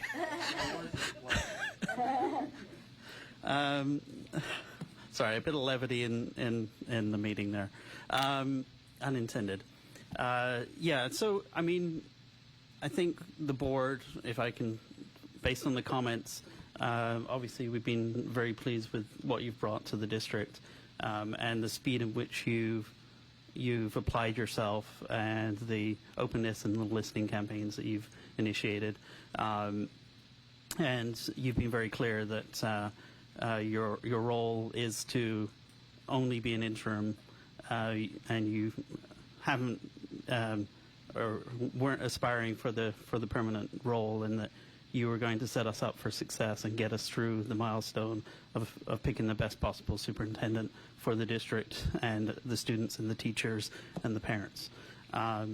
So, I mean, in general, I would say that the district, the stakeholders that I just mentioned, so I won't keep repeating myself, the stakeholders of students, teachers, parents are best served by continuity through the transition. And so, I mean, from a board direction perspective, I would say that we need to continue the superintendent, interim superintendent process. It's working currently, and we're achieving the goals that we set out. I would say that the negotiation of the rate doesn't happen at the dais. That's going to be happening after this meeting. But I, from a board direction perspective, I would say that I don't necessarily want to be tied to a July 1st date. If we go through the search process and get someone sooner, and we wanted to start them sooner, then we would want to have that option. I think Maurice has expressed previously, not to speak for him, that he would be amenable to that. So, yeah. So, I don't think it serves us to search for another interim. I don't think it serves us to accelerate, and we're not going to hire someone in the next 45 days. So that leaves us with the option of agreeing to offering to bring him out of retirement and to negotiate outside of this public meeting tonight what that is. But I would think that we'd want that 45-day option and off-ramp period to not be tied to the June 30th date if we find someone qualified sooner. Can I say something? Expanding on Trustee Brown's comment, what about doable to get a full-time superintendent by January 1? Would that be doable? That's a better question for your search. Because I am concerned, like I said, I appreciate everything that Maurice has done, but I am concerned financially burdening the district in the interim. So would that be doable? I need to sit down with the calendar, but my gut level says that would be a real push with a very limited number of qualified candidates. Okay, because I think what this board has identified is you want high-quality candidates. High-quality candidates often will not leave a district in mid-year just because of their commitments. I will sit down and look at it, talk to Alicia about it, talk to our office about it. We don't come in with, as I've said in our presentation, we don't have a stable of candidates. We go out and search for it. We don't have predetermined candidates for districts, as some companies do at times. So it would be a real push. If we're going to go through the engagement process, we're not even presenting it to the board until October. Could that be moved up? The only reason why I ask is what's the track record for even springtime replacement superintendencies? I know that a lot of time in Ed Week they have advertisements for superintendents. There's, sometimes people that are willing to travel to new locations. Right. I know it may not be the norm, but you occasionally get it. What you tend to get, people who will come in the spring are often deputy and assistant superintendents who are moving to a new district. It's a greater challenge for a superintendent to leave, to have their board agree for them to end their contract before the year's up. And Tom would probably deal with more of those. But traditionally, we go out in January, February. We have the board hire in April or May. And then depending on the individual situation, that's the start date when you negotiate it. I'm just thinking at this point, even if we move the leadership profile up to the second meeting in September, by the time you had the lead time to post, you're not posting in the normal places till probably the last part of October, beginning of November. Thanksgiving, winter breaks, holidays, makes it very difficult to recruit. And when we get down to that, the board is meeting fairly often to interview candidates. And so that's part of the process. We've not yet discussed the timeline and who and how you interview. I think we really have two issues that we're dealing with: stability versus fiscal challenges. And I think it's in the best, my opinion, I just think that we really need to provide stability for our students. And hiring somebody earlier wouldn't solve the fiscal problem because we'd have to pay them a superintendent's rate. Correct? We would still... So just in terms of options, right, you don't have to have a retiree as an interim. Okay. So you could get someone who's not retired to work as an interim, and then you don't have a limit at all, right? You just have to be able to find that person. They're a little bit harder to find, right, because it's in the middle of the year. So that'll be a challenge. But if you could find that person, you'd be able to get a non-retiree who doesn't have a clock ticking. Right. But again, my point is I really think that we need stability, and that's what do you want to say, Trust? I see your finger hovering. Well, I think the point that you're making, whether or not you're paying an interim market rate or you're paying a permanent market rate, you're going to have to pay market rate. I think that's the point you're trying to make. So budget-wise, but yeah, I'm not going to debate what market rate is and should be relative to other districts our size, relative to what our prior permanent superintendent made, and all that kind of stuff. Right? That's a discussion for another time. So comment that Tom made about finding somebody who's not retired that would be willing to come leaving a current job. That would take, from my perspective, we would have to go out and sort of headhunt somebody in a job, and that would, I think, shortchange the engagement process and the transparency in having the input. I mean, you could probably do it. I probably could call enough colleagues and say who's out there that would be willing to move mid-year, but that wouldn't be going through the process that we outlined for you when we made the proposal in June. And I'm not even sure who's out there. I can't think of anybody right off the bat. I would have to make a large number of calls. Trustee Dimitrioff, you haven't weighed in. Do you have any opinions? Well, in all honesty, this is only my second board meeting, and I'm obviously not as financially knowledgeable as the rest of you are. But what I can speak to is that from the perspective of the students, I think we will strongly benefit from stability in the district and a careful selection of the superintendent, of the next permanent superintendent. I just want to make one concluding comment that, it's pretty echoing the comments from the trustees that, stability, certainly we spent a lot of effort and time to secure the interim superintendent for Maurice. I do think and strongly encourage some follow-up conversations in terms of the contract and how we can have some conversations about that to deal with the deficit fiscal challenges that we're dealing with, and to get some real thought about what the contract might look like, and to give us a couple different proposal plans to review so that we can have a sound fiscal conversation about it while supporting the stability. But I would like to see some creativity in what is being proposed for contract options.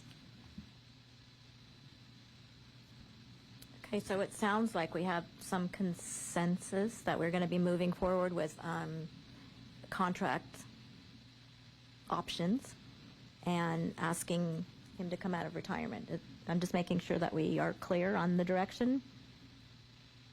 Well, for me, we have to have stability. Okay. And we have to have someone with experience, and that is Maurice. Mm-hmm. He's already demonstrated that. Okay. I do not want to go hunting for someone to come in. We just need him. Okay. The district needs him. Students need. Any public comments before we close this?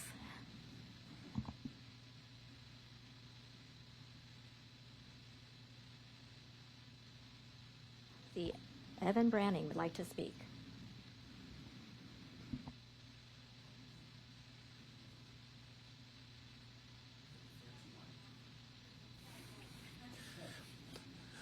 Thank you very much. I want to say that I do greatly respect the work that Dr. Gillis has done. I think it has been quite wonderful so far how he's worked in the transition period.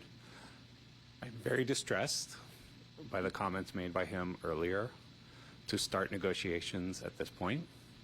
And unfortunately, I think it puts us in a really sticky situation, and I think he put the board in an unfortunate situation. And the question I would have is, we've had issues with the superintendent pay being out of line with districts of our size in the past. Starting negotiations saying unwilling to move from anything other than full-time at the prior superintendent with 7 years experience salary is opening this up as a negotiation on the dais. And I think that the board should take some more time to consider what they're going to do for the next steps. And I recommend as a board that you kick this to the next meeting, get more information about the salary and comparables, because this is apparently tied inextricably with the negotiations. It's not what I wanted to say. I had a different opinion at the beginning of this conversation than I do now. But since we have added information, I would strongly encourage the board to push this to the next meeting, ask for the additional information about what the contract would or would not look like find out what the actual budget does look like for the district, and then decide on what your next steps are. And it might be a very uncomfortable conversation on what we do, but I do think we have to make a smart choice. Opening up contract negotiations now and tying us down where we already have an offer on the table. If we know that that's the direction we're going, and if that's unacceptable in 90 days, we'll be held hostage. So it is safer for the board and wiser for the district for us to wait 2 weeks, come back with additional information, and continue this discussion. Can I just ask a clarifying question for the lawyer? What is the legal responsibility? I mean, does he have to have the same salary? What is... As a active employee, not retired, salary is completely negotiable. It's going to be like hiring anybody else. So what I would say is, for your district, in order to avoid spiking concerns in CalSTRS, you would not want to go too much over what the last person made, because that could raise some red flags with CalSTRS. Coming in reasonably within that ballpark won't raise any red flags at all, but it's completely negotiable for the board in terms of when you hire. Same thing when you hire the new person, whoever your search yields as the top candidate, you will then have to go through that process of doing salary negotiations with that candidate. Looks like we have another comment. Could I make one question? Oh, yes. First of all, is 2 weeks enough time for us? Would that put us in a bind if we waited 2 weeks? I don't think 2 weeks will put you in too much of a bind. The issue you'll run into is, so let me go down two different pathways, right? If you guys as a board decide that you don't want to go full-time and you don't want to do the deal with Maurice coming out of retirement, if that's where the board goes, then you just need to be thinking, okay, we need to get somebody else, and we're going to have about 4 weeks to do that, right? That's the part, because he will income out. He will have to stop somewhere in the middle of October. So, yeah, I don't know how much July, because I don't know what your burn rate was this month, so I'm just, okay. I just wanted to make this because I think it's important to know what the timeline is. It's more like the end of September. Okay, so let's say October 1 then. So, yes, you could push it to the next meeting. You just need to know that might put you in a little bit of a rush to get your next interim, because his exit date at the income cap is it's a hard cap, right? So that's where you will start to feel the pinch. Him coming out of retirement, like I said, that can happen I think it can happen in about 30 days, so that still gives you September. And, I'll go out on a limb here and say he can submit the paperwork, and he can submit the paperwork to come out of retirement with the October 1st date. And then if it doesn't work out, he can always cancel that, right? As long as he does it with enough time for STRS to make the adjustment. So the 2 weeks I don't think will be fatal, right? It's completely fine. We've all been there. So you want me to? Okay. Charlie Jones, again, proud product of Pleasanton Schools. I am concerned on this topic, but also tonight. We've actually broken the rule several times about what can be said from the podium during comment, but also from the dais. Like, we don't bargain or negotiate from up there. We are better than that. We've all been here long enough in these situations to know that we don't do that, and that can get us into trouble, not just in the bargaining, but we just legally, we know, and contractually, we do not bargain from the dais. The other issue, too, is we talked about stability tonight, but as educators, we backwards plan. So if you knew coming into this that you wanted stability, but in 90 days you were going to have to find somebody else, you set yourself up for this situation, and unintentionally or not, by doing that. If you wanted stability all the way through, you should have just stuck with somebody already internally from here that you would move up. Hayward Unified's interim person was from within HUSD, done somebody internally. Then once you have the person, that person returns to the position or close to what they were. That way you're not stuck having to either find somebody or bargain basically a new almost contract within the middle of the school year after 90 days. Like, you've held yourself hostage to this situation. And it's unfortunate because the other concern is, again, that budget number. Your budget committee can only do so much with the numbers they have and the authority that they have. But to be having this conversation without even knowing, what are we paying them at for how many days? Did we allocate in budget for a full-time one or only an interim partial one is incredibly concerning, because how do you make decisions without the knowledge of what you are paying somebody? Is this going to actually end up being the same amount that you anticipated, or is it actually going to be higher than what you anticipated in the long run? We're hoping for lower, but in education, as we've seen, cost overruns always exist. It's almost never lower. It's almost always higher than whatever you started with. So I think we do need to pause this. I agree. Move it 2 weeks to see what better information do you have and what is the true decision that you're probably going to want to be making on this. Thank you. Do we have any comments? Go ahead. Yeah, I'll just make a couple comments. So I don't think the two public comments we had was out of line with the same points I was making. I mean, as part of the agenda item, it says no action will be taken, right? This was a discussion item only, no action will be taken. So I don't think I think it is appropriate to bring it back in a couple weeks with additional facts. And yes, it is not our intention to negotiate at the dais. I mean, that's why I made the comment I made as well, was we don't negotiate from the dais, but we're trying to have an open process with members of the public, with our union representatives and all of our stakeholders, and so that's why we're having this discussion with our lawyers, so that members of the public and the community understand what we're going through, because there was comments that we weren't being transparent enough, and so I applaud the transparency, but I'm not. We're not negotiating here. We'll take it under advisement, and but in terms of board direction, it's still of my opinion that continuity with the current interim superintendent is the best course, pending. But we need more data from our CBO, as well as anything that we may negotiate with Maurice outside of this meeting. So. Yeah, and it's a matter. I think it's a matter of integrity for me too, to be genuine with you. I've told you all along, it's not negotiations. It's not, I want to be here. I'm not. It's not negotiations. It's not new news to me. And I've been very transparent about it, and I thought putting that out there transparently would help you make a decision given the timeline we didn't have. And, you know, I think that my goal is to be, not my goal, my ethos is to be as authentic and genuine about where I'm at.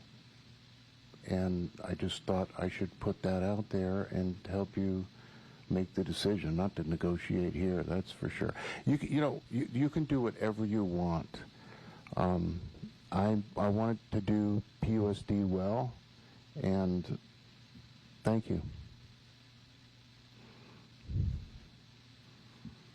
Okay, so my only final comment can we please re-agendize this with some additional information and any potential contract, as well as the financial information? And I would look to my other trustees to concur if that's your direction as well. I concur. Ahmed, can you get us that information? Or? Yes. Okay. Okay. Thank you for this discussion. We are going to be moving on. Thank you. Nice meeting you. Oh, thank you.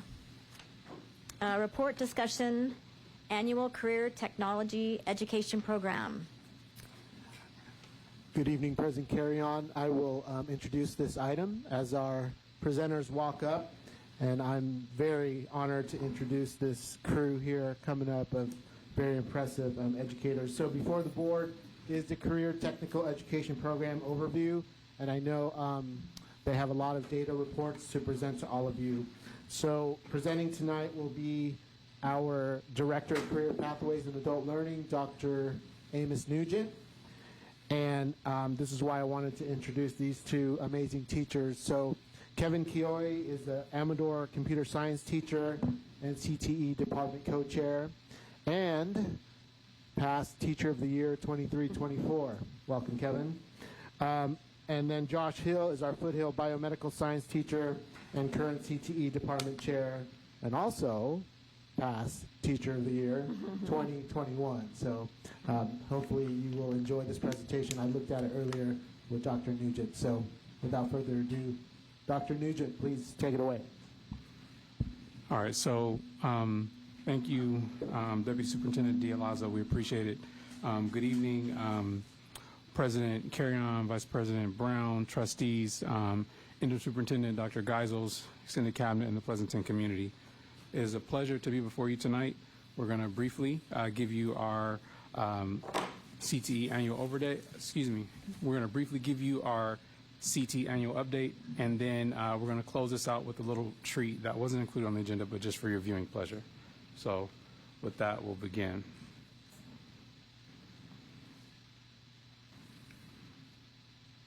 Tonight, we will provide you with a brief overview of CTE program data for the 2022 and school year, and also 2023-2024, because we have partial data for 23-24 due to the fact that everything has been finalized by the state, but we have complete data for the 22-23 school year.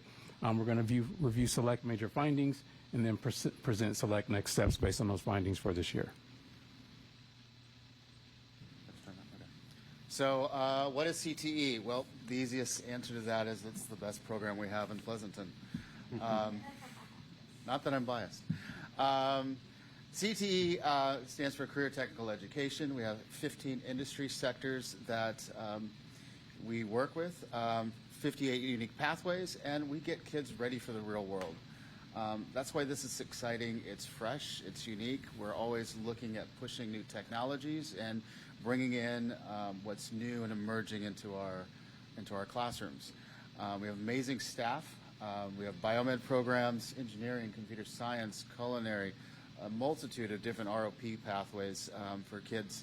So just giving them a chance to explore, to try new things, to say, hey, maybe this is something I'd like. We get kids ready for the real world.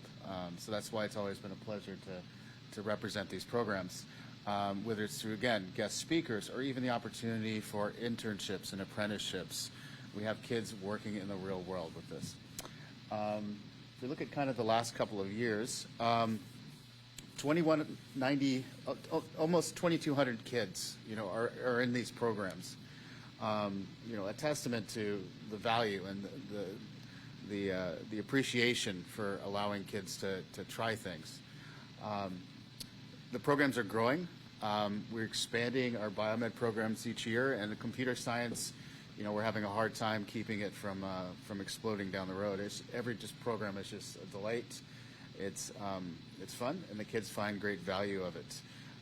They're able to connect and to make unique experiences because we're always pushing the boundaries of what is new and emerging, not a stale conversation of this is how it used to be. You're still going. Oh, I'm still. Oh, okay. Oh, that's okay. Sorry, this is. Thanks, Kevin. Sorry about that. So what I want to speak to on this first slide here is our persistence, which what we are referring to is students getting into our programs and continuing on the pathway of courses. Okay, they cannot become what we refer to as a completer, which affects our dashboard score as being college and career ready, unless they take a certain sequence of courses in order. And if you look all the way to the left, you see 50% of the students in our programs are completers. Now, if you're gauging, is that a good number, is that a bad number? It's great. However, our goal is not to get all the way to 100% because we do value, although our state doesn't value it, we do value that our students can dabble in our programs. They can take one biomed program, they can take one engineering program, they can take a comp sci program and kind of figure out what they want to do, and it's also equally important that they figure out what they don't want to do. Next one, right here, what you're looking at is our capstone enrollment. They cannot become a completer unless they are enrolled in a capstone course. The red is the last year, blue is the year before that. And so you might see a slight dip in these numbers here. And part of it is because in the past, due to our open enrollment policies, we allowed students to jump into our capstone courses without taking the previous courses, which there were pros to that approach, but we are now currently trying to kind of right that way and make sure the kids are taking concentrators first, and then a capstone so they can be counted as a completer. Next. On this one here, just looking at where our completer is coming from, you can see it break down by our special populations. What I'd like to point out, all the way to the right, you see a 0 for Village. That is because our students at Village that are enrolled in Village and graduate from Village don't have the opportunity to take capstone classes. And so we've discussed in the past the possibility of ways of getting our Village students to come back to one of our comprehensive sites to take a capstone course so we can up those numbers. And we'll continue to explore that. Next one, Amos. Right here, just our completion rates. And you see two glaring spots right there. Again, all the way to the right, you see Village at 0, but I just addressed that. And in the middle, despite our best efforts working with the African American Family Network and with our outreach and our targeted outreach programs, we still are not at a place where we want to be with that group, but we'll continue to work on that as we proceed. And so with that, that informs our next steps. We clearly have some celebrations, but we also have some work to continue doing. So for us, we're going to look to continue to expand our TK-12 college and career readiness activities, especially with our targeted networks such as our PTAs and PPIEs and family networks, so that there's system-wide awareness to continue increasing those numbers as we talked about as it pertains to the gaps. Next, what we are going to look to do is continuing to support our teachers as they implement the cross-curricular problem and project-based learning. That's a strategic initiative we are taking on this year as a part of their explicit instruction practices so that our classrooms that are already engaging are even more impactful for our students. Continuing to expand awareness of the work-based learning opportunities that you're going to hear us talk a little bit more about next so that students have those opportunities to engage even more deeply into CTE outside of the classrooms that help bring in real-world learning. And then finally, begin implementing many of the new grants that we were awarded beginning this year due to the hard work we did last year. So for us, we are excited about where we've accomplished, but know that there's still a lot of hard work to do. And so as we close out and lead into questions, I'm going to ask Josh and Kevin, for each of you up on the dais, to please, for your viewing pleasure, enjoy a graphic copy of our CTE Year in Review. In it, you'll see pictures of different things that reflect what happened throughout last year on the middle school and high school level. Then as you get towards the back, you'll see a few graphs pertaining to our enrollment and, again, the completion numbers. And finally, you'll see on the last page what our grant awards were for the year. And so with that, I'll take questions from you all. Good job. Say your name right. Trustee Dimitrioff. Can you come back to me in like sure. 3 minutes? Sure. Thank you. Okay, Trustee Maher. No real questions, just comments. I just think it's fantastic what both of you two do at your high schools. I have some high school students in the neighborhood, and they talk about it all the time. They can't wait to get in your classes. So thank you. I wish more students were available to take the classes, to be honest. Wish it was mandatory. But maybe someday we'll get there. But thank you very much for all you do. Trustee Walker? Yes, thank you, Kevin and Josh. I mean, you do amazing work. I wish my children had taken more CTE classes. And I appreciate the targeted outreach that you're doing. And Kevin, you're still doing extremely targeted outreach, correct? Yes, Can you actually. elaborate on that? I want to hear it. We've been working for some time creating family coding nights to reach out to the African American and Latino families. And I'm actually very pleased to announce that we had some motivated Latin students who are going to start their first Latin STEM coding class, club. So it's going to be an established club in the spring. It's mostly coding, but they do want it to be have influence in engineering and biotech and to bring in other interests and stuff. The way we like to do the clubs, it's very organic, so the kids run the show and we support. But we're very excited about this opportunity and looking forward to changing minds that, hey, this is something we can do.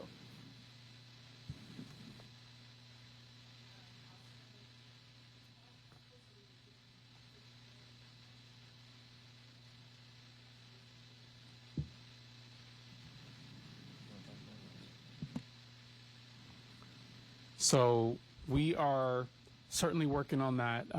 We're also working on it twofold. We're working to not only be able to bring village students over to participate in our comprehensive classes, but at the same time work to strategically and intentionally continue to expand the options there for village students. So this year, we were actually in conversations initially with our transportation department to be able to help support broader CT transportation, but due to the wonderful expansion of our TK program this year, there was additional need that arose. So we are actively, as we look at the grants and other resources, seeing how we can support that transportation during the school day to ensure students can do it. So it continues to remain a priority for us, so that way we can best support our village students.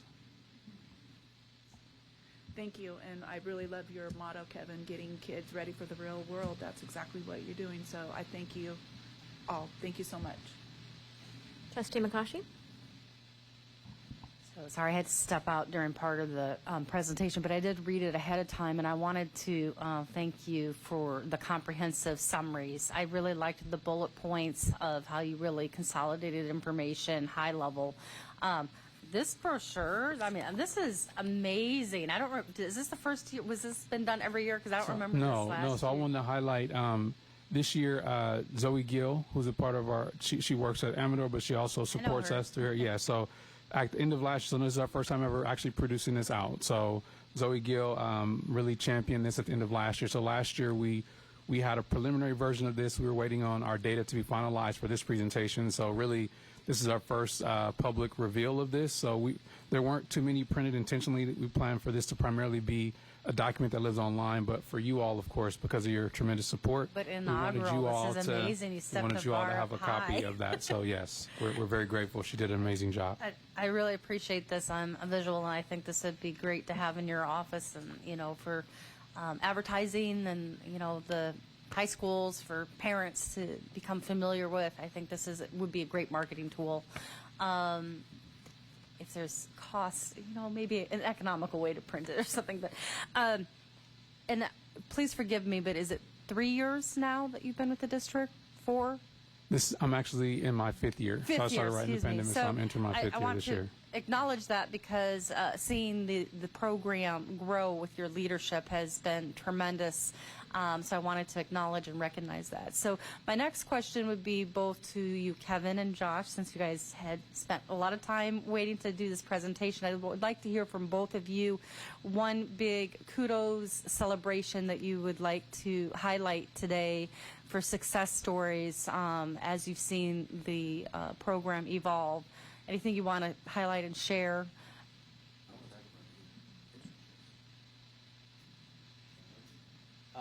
Yeah, we've got a number of things that we're excited about. A number of our cybersecurity students have been chosen for internships at a local company called CBT. These kids have been raved about, and actually some of the kids were promoted to full apprentice level, which now allowed a new round of hiring for the interim program. I'll say that the big exciting thing that is really for me is the applications of AI that we're exploring in the classrooms. And definitely, we're not shying away from it in any way. Very interesting. We had last year was our first year of our projects class, or advanced projects class. We had a group that created an AI that could identify if something was trash or garbage or recyclable. This group of kids graduated, but they also got angel investors, and they're going to continue the work partially remotely and get some high school kids involved to actually be testing this on campus to gathering more data with the idea that possibly it could be something bigger. So just from an entrepreneurial standpoint, it just brings in great opportunity. And then the last kind of thing, and I hope I'm not talking too far advanced because I think it's going to work. The same group this year is taking on the challenge of creating a AI fact checker, which potentially could be run during the presidential debates. Wow. So and it's interesting because we're taking it all from a business development standpoint. How do I take an idea to a product? So we've got a couple weeks, but the kids are very excited about it. Oh, and we were at one last thing. We were at a conference, an AI conference, and a few kids came with me last night, just showed up. And one of the kids goes, "Oh, I know her. I'm going to go talk to her." And she came back, "Oh, yeah, that's one of the aides for Congressman Swalwell. Sorry, I can never pronounce that correctly." I told him about the project, and she said, "Hey, get further down the road, and then I'll take it to the Congress." Wow. We'll see. Fingers crossed. That's cool. I think we can make it work, but that's also going to be part of the fun. Is if we don't, it's going to be worth the intellectual challenge. Thank you. And Josh? Just to add on, for a long time, we have amazing teachers in our departments, and what we've been doing inside our walls has been great. But what Dr. Nugent has brought to the table is expanding outside of our classrooms. The internships that we've been apprenticeship programs. We're going to attempt to certify every biomed kid at Foothill to get them CPR certified this year. So it's those types of things that we should all be doing in CTE to give it that contextual, real-world learning. So all that stuff we're excited about. Great, thank you. So I don't have any other questions, just kudos. I think just one clarifying question to the group would be just what other ways can we help advertise and share this with our parents? I'm trying to sell it to my kids. Is there anything else that you feel to help get the word out there for enrollment for these classes, and that you haven't tried yet, or success stories of because I really want to continue to advocate and increase enrollment and just push the envelope. So that would be my question. The teachers are excited, so they're chomping at the bit. So go ahead, and I'll fill in anything. Go. I wanted to brag about Foothills. They had a showcase at the end of last year where a lot of the kids were able to bring out their projects and share them with the parents and the families. I think that's something we would like to continue and make a bigger deal about. Hey, even from an elementary school, come see what this robotics thing is doing now, or come see this new advancement in this engineering program. That's down the pipe, but again, sharing and helping celebrate the capstone end of the year projects would definitely be a help for us, I think. And we've shared before, we've been going down to all the middle schools and doing presentations and having showcases there. So continuing all that work. But it is also on the side, because my kids go to school here too in our district, it's a testament to all the great programs we have. And so, yes, we love every kid to be in CTE, and we welcome them. But they're also doing other things, and so we might not get every kid all the time. All right, thank you. Okay, Trustee Brown, and then I'll come to you. It was more of a comment. In your presentation, you said that the state doesn't necessarily recognize that the goal of the program is to give students the opportunity to learn more about what that might be their chosen field. And I'm not calling you out on that. I think it was a very insightful comment. I just wanted to reiterate that because that should be the role of education, right? Not everyone's first choice or first dream of an industry they might want to go into is going to be a good fit. So I kudos for that comment, and I know you're presenting all the data around capstones and completion rates and so on and so forth, but that sort of smorgasbord of opportunities for life and education, I think, is an important one. So anyway, that wasn't really a question, more of a kudos. No, I completely agree, but we do allow for both. If a kid is ready to jump into our program and stay in it forever, then we welcome that. But there is value in kid trying all these things out. And when I say the state doesn't value it, it just doesn't count towards the dashboard. So as a calling for everybody. Yep. If I could just add to that, we like to think of it in two ways. We call it the 3 R's and the 2 E's. The 3R cycle is recruit, retain, release, and by release, that's someone becoming a completer. We value that, but we also value the explore and exit. So if you just want to jump in and explore one thing here and you're done with CTE, great. Or if you want to explore multiple things, that's great too.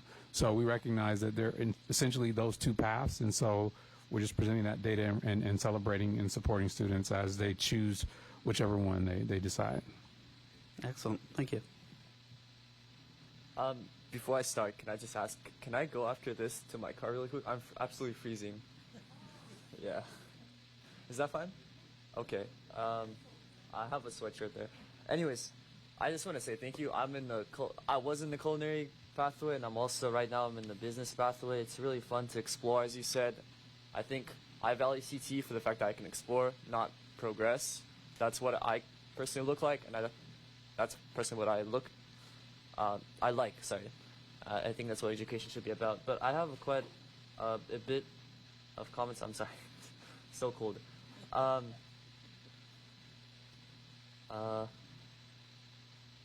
Well, first I just want to say, like, we're paying a lot of attention on the classes, but CTE is just a lot more than the classes. For example, there's I think one of you mentioned Miss Gill. She's the college counselor at Amador. She's very helpful. I had a meeting with her. Absolutely amazing, and she helped print these out, so that sounds great. Sounds like her, very helpful. Then my second comment is for the WBL program, for the work program. In the CT classes I've never heard of it, so it would be great if you could promote it more, because it sounds like such a great experience, and honestly I think with internships and apprenticeships, it really is a great experience for people, and also something that people can put in their resumes, their college applications. So yeah, that's amazing. And then one concern I do have is for some of the programs, we have a large list, but a lot of those programs are actually not very accessible. You have to go to Livermore, to Dublin, especially all the transportation programs. Those take up 2 periods. You must drive to them. I know a couple of the, I believe, video game ones. They might be in Dublin development. I don't remember for sure, but I know quite a few are in other districts. Are there plans to expand these to PUSD? So you bring up a great point. I recognize that when I began, and that's definitely something that we want to champion as we look at our next cycle of grants that we apply for. We have the fortunate opportunity to be a part of a regional occupational program, Tri-Valley Regional Occupational Program. It's Pleasanton Unified, Dublin Unified, Livermore Unified School Districts. We have our native CTE pathways that we house and staff within PUSD. However, outside of PUSD, but also inside of PUSD, Tri-Valley ROP comes alongside and expands and creates those additional opportunities. Yeah. Those opportunities exist, but yes, the automotive and certain other pathways, like some of the video game design, those exist other places. So students who go to those, they travel, you're familiar with that. Yeah. We want to be able to work alongside with Tri-Valley ROP to provide some transportation solutions, so that way that doesn't become a barrier. So we are aware of that. That is the unfortunate reality, but we are working to try to address that as best we can. Yeah, that sounds good, because I know, especially for this class, aerospace engineering, I know multiple people that from Amador wanted to take it, but either they can't have their parents drive them, or they can't drive themselves, and it's at Foothill, so they're stuck. And sometimes it's even worse when it's in Dublin and Livermore. Then one more concern. I know that a lot of people are disincentivized from finishing their capstone just because the completer is not considered college impressive, if you know what I mean. Like for culinary, for example, a lot of people, what I see is a lot of people concentrating in computer science, in medicine, in engineering, because these are all classes that are considered very impressive for colleges. But you don't see much of the arts and media. You don't see much of the hospitality, and those lesser known. You don't see much of transportation, public services. And so are you doing anything to break that stigma of let's take the most college impressive class rather than let's take the class that's more interesting? So you bring up several good points, and so very insightful. So let's break that down a little bit. Yeah. Number one, just in terms of college impressive, first of all of our CT classes are A to G approved. Yeah. If minimally G approved, but then in addition to G, there are several classes that have other levels of approval for A to G. So they're all going to definitely be college prep. Yeah. When it comes to our area, our local area, one important piece about CTE is what are the most in-demand careers for the local economy. We look at labor market information.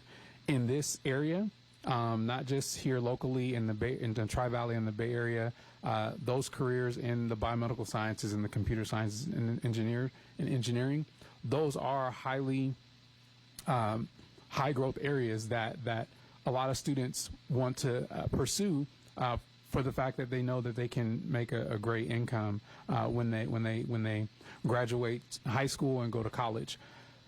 The other areas, such as the hospitality, those are also growth areas as well. But it's a matter of just students having their mindset on what they want to do we will definitely continue to allow students to see and know and understand. We have partnerships, and our teachers can maybe speak to some of the opportunities that they've been a part of. We're continuing to allow students to know that those opportunities, those sectors are very broad, and just what we may be offering is only one piece of it in terms of our classroom, but what we're able to take them out and expose them to in terms of field trips, bringing in guest speakers, it's allowing them to see the whole ecosystem. Yeah. So just to add to this, one of the messages my kids, I hope, leave with is find what you love. Am I taking this class just to get into Stanford and MIT? Or am I finding somewhere that I love and finding a career that's going to be a part of me? It's the difference between liking what you're doing and loving what you're doing. So again, when we say, oh, it's not going to be college ready, there's a college for everyone. But I'm not saying that like some classes are more important. In fact, I totally agree with you, right? I think what I'm saying is there's an atmosphere, an attitude at the school, which I oppose, that people don't want to explore. They don't want to take other classes. They go into the AP class for the credit because they want to make their resume stack up. And I'm not saying this is a good thing. I'm saying this about it. I'm not saying that some classes are better than others. Every class is special because people can explore. And I think what we need to do is we need to break that stigma of students trying to go, not exploring, but trying to go for the classes that they know are considered impressive. No, and I totally agree. It's a cultural part of this community. Yeah. So it's a larger problem than just, hey. Yeah. I really appreciate your work. I really think you're spot on. There was a really interesting Gallup poll that just came out about asking high school students across the nation what they want the most. And they talked about rigor and the like, but it was really they're hungry for alternatives to just, the traditional college path and looking at career technical education. So I think this is a big topic. I was on a panel or listened to a panel, facilitated a panel a couple of months ago at the Santa Clara County Office of Education. And it's something that is a national conversation. So I think you're a gem in all that, and thank you. Thank you. And I thank, of course, our wonderful teachers do an amazing job. I think what you guys are doing is amazing, and I want to just thank you for your hard work. I would love to see if there's a way to showcase this more. Like, is there a way to do TikTok videos or Instagram or at the end of the year showcase? Because I know as a parent, I had no clue what any of this. I had no ideas about the pathway. So that would be great. My other question is, I was looking at the last page.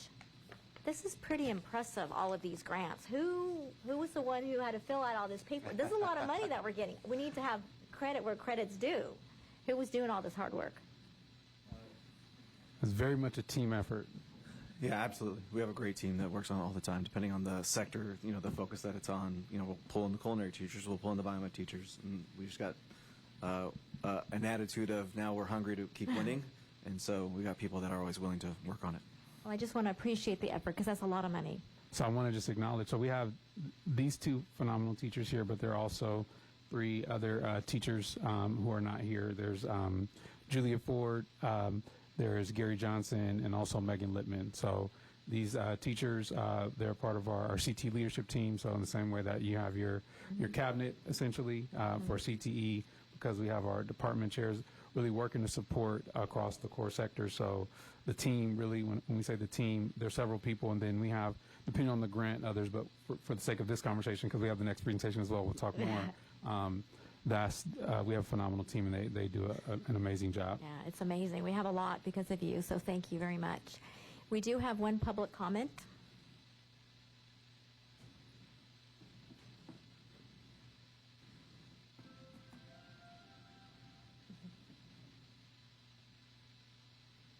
Hi, my name is Charlie Jones, and I am an educator. And I took a CTE class at Amador Valley. I was in the sports, entertainment, and marketing class, and I loved it. I used parts of that class when I got contracted to work at NVIDIA for E3 and other different types of events. So they are impactful. It's a really great program. I have a student who went through the nursing sections of that and finished the rest of his nursing early, and he now owns a house, and I am still a long-term renter as a teacher. So. Well, we also, it's true. Not everybody wants to go to college, and that is not only okay, it's something to be celebrated as well. The building trades are phenomenal, and we have quite a few people who live in the city who are a part of them. And I think that it'd be good to see what expansions and partnerships with the building trades that we can do.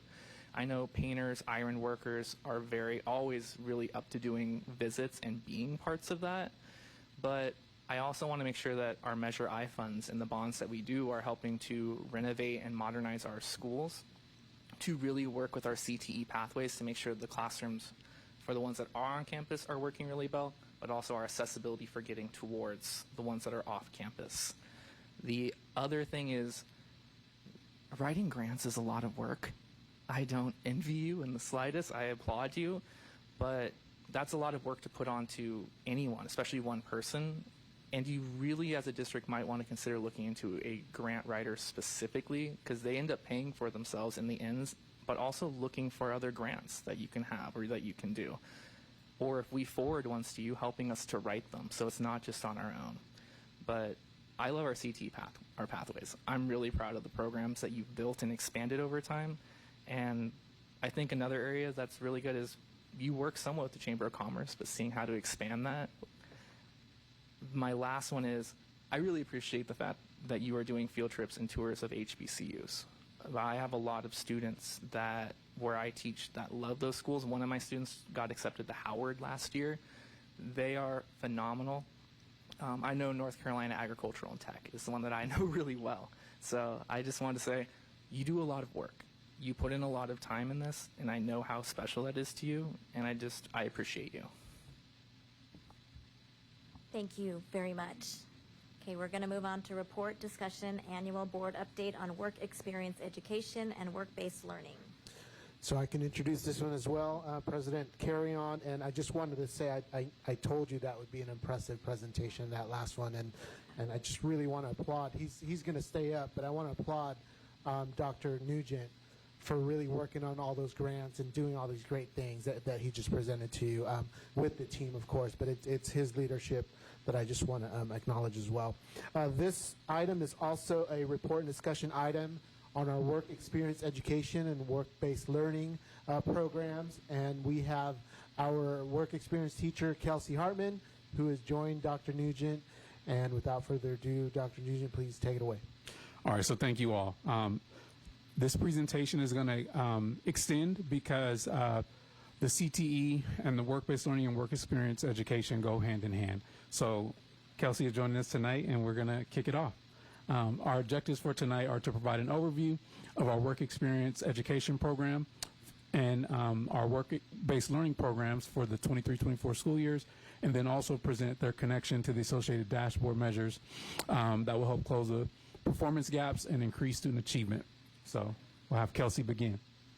I used to be a drama teacher, and I tend to talk a lot, so please forgive me for just reading, because I thought I would be better off if I just wrote. The Work Experience Education course continues to be a very important opportunity for students, not only for those who are credit deficient, but for anyone who wishes to learn more about how to enter the workforce with confidence and preparedness. We started and ended the year with 30 students, and out of those 35 were able to graduate because of their WE credits, their work experience credits. My position as the work experience education teacher is combined with that of the work permits official for the whole district. Yeah. And this combination has proven again and again to be very powerful and helpful. For example, just this last spring, we had a student apply for a permit without the necessary qualifications. They needed to have a 2.0 or above GPA or 90% or above attendance rate to be able to be issued a work permit. They didn't qualify for probation as it was the end of the year. When discussing the work permit denial with their parent, there was communicated quickly that there was a need for the student to break away from their past habits and find a way out of their downward spiral that they were experiencing. Sorry, I'm getting emotional. We were able to negotiate a probation contract with that student. if they were to attend summer school for every day, pass both classes with the C or above, enroll in a summer WE course, we can put them on probation. I'm ecstatic to report this student had perfect attendance for summer school, did well in their job, passed their summer classes, increased their GPA, and is now enrolled in WE for this school year. Their job and WE pulled them away from a path full of poor choices. And they're not the only one. I'm very excited to be able to do my job, can you tell? Late spring brought us a new state law. It was AB 800, Workplace Readiness Week. Lessons on young workers' rights and the history of child labor were implemented by the high school social studies teachers. My job was to create interesting and informative lessons that were effective yet easy to deliver. We finished the week with an apprenticeship panel that introduced students to the world of programs that serve the non-college bound and hungry for hands-on training students. So those students who might not think college is the right fit for them, apprenticeships and apprenticeships especially is a route that we are very much applauding and opening up to our students, especially with the apprenticeship panel that we brought to light last year. Did I get it on my time limit? And so to keep it going, we want to talk to you about the work-based learning achievements that we have from last year. So specifically on last year, it came up, but I'm very proud of the partnership that we have with the Pleasanton Chamber of Commerce. That was very fruitful for us as a district. In addition to that, Pleasanton Partners in Education. And then new this year, continuing both of those, will also be a partnership with the city. We've been able to present our phenomenal students as a workforce development solution. And what I can tell you is that starting from zero, we ended last year with 13 businesses who provided 17 opportunities for students, and that's a combination of paid and unpaid. We're very proud of that, and we look to definitely at least triple that coming this year. Here is a summary of some of the students. Our very first student was at Alexander Chiropractic, who got a paid internship in connection with our biomedical science pathways, and then several other opportunities as you see here.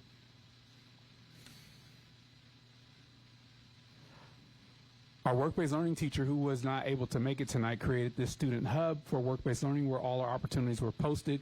So essentially our own version of EdJoin, looking at Assistant Superintendent Graywall, for students to be able to go in and post and apply. It worked well. And what businesses really said that they appreciated about our process was that we made it very streamlined for them. So we created an opportunity for them to create an application. The teachers recommended them.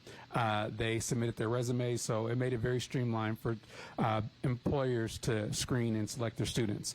So for us, a couple of things that we want to celebrate is that we are among the first in the state to launch youth apprenticeships in the area of cybersecurity and engineering robotics.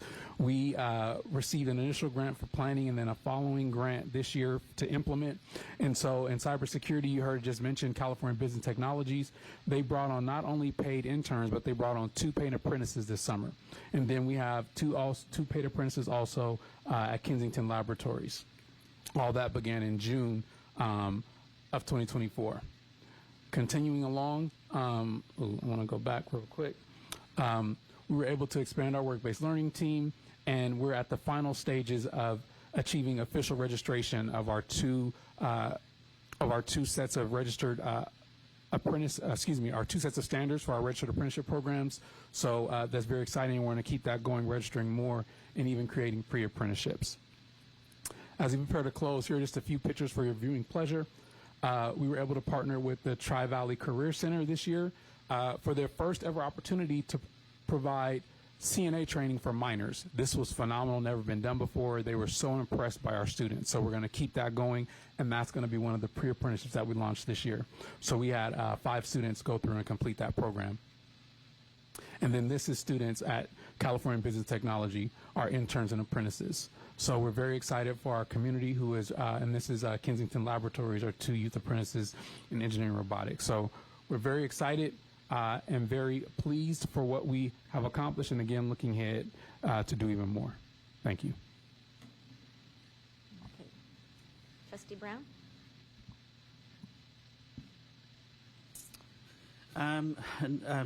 No real questions other than to sort of say, what are the areas of possible expansion that you foresee or would like to get into in terms of focal areas or anything else? Can you just clarify this a little bit in terms of opportunities for students? Just wanted to make sure I answer your question correctly. In terms of, obviously you've got certain categories of where you're partnering with certain types of businesses, et cetera, right? Are there any additional expansion areas that you'd like to get into? Like you mentioned biomed, but like some engineering specialties, robotics, et cetera, like. So we're open. I think for us, as we communicate with our partners, we're open and we're excited about anyone who wants to partner with Pleasanton Unified School District to create these opportunities for students. Our ultimate goal is for there to be a one-to-one opportunity where every student who is in a CTE program can have a work-based learning experience. We know that'll take some growth, but for us, the employers who are willing to provide these paid or unpaid opportunities, looking and starting in our areas that we have staffed here for Pleasanton Unified School District in our pathways such as biomedical science, engineering, computer science. We just have been, that's been where we've started, so we want to continue to expand those. But then with the other opportunities, partnering with Tri-Valley ROP, even though we don't directly control or influence, they're still Pleasanton students. So if an employer has an opportunity that's connected to a CTE pathway that we offer, we want to be able to extend that. Let me rephrase it another way. The previous presentation had a lot of CTE pathways. Mm-hmm. How many of those are covered by the work placement program today? Oh, yeah. So what I can tell you where we closed last year. So last year we had computer science was our biggest area where we had most opportunities for students between paid and unpaid. Then from there, it was our biomedical science or health science was our number 2. And then our third highest one was our engineering. So those are our three largest. Okay, thank you. Trustee Nakashi? Nice to see you again. It seems just like yesterday that you were here, and I can't believe it was actually a year ago.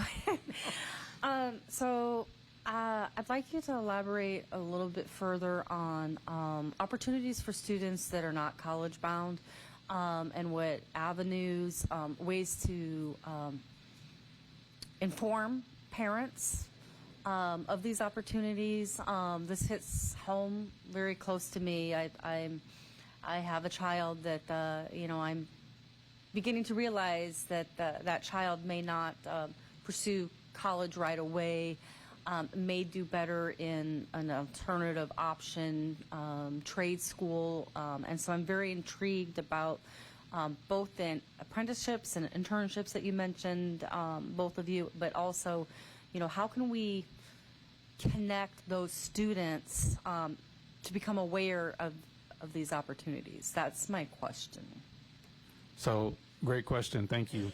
We do several things, and we're always looking to improve. So, in consent, there were a few items that reflected our MOUs that we have with some local apprenticeship agencies in the building and construction trades and firefighting. So we have partnerships with them, and what we've done with some of those agencies is we've taken students on field trips to those places to go and see their training facilities so they can see the apprenticeship panel that Ms. Hartman described. We brought people from apprenticeship agencies here to Pleasanton Unified, on top of hosting apprenticeship career fairs specifically.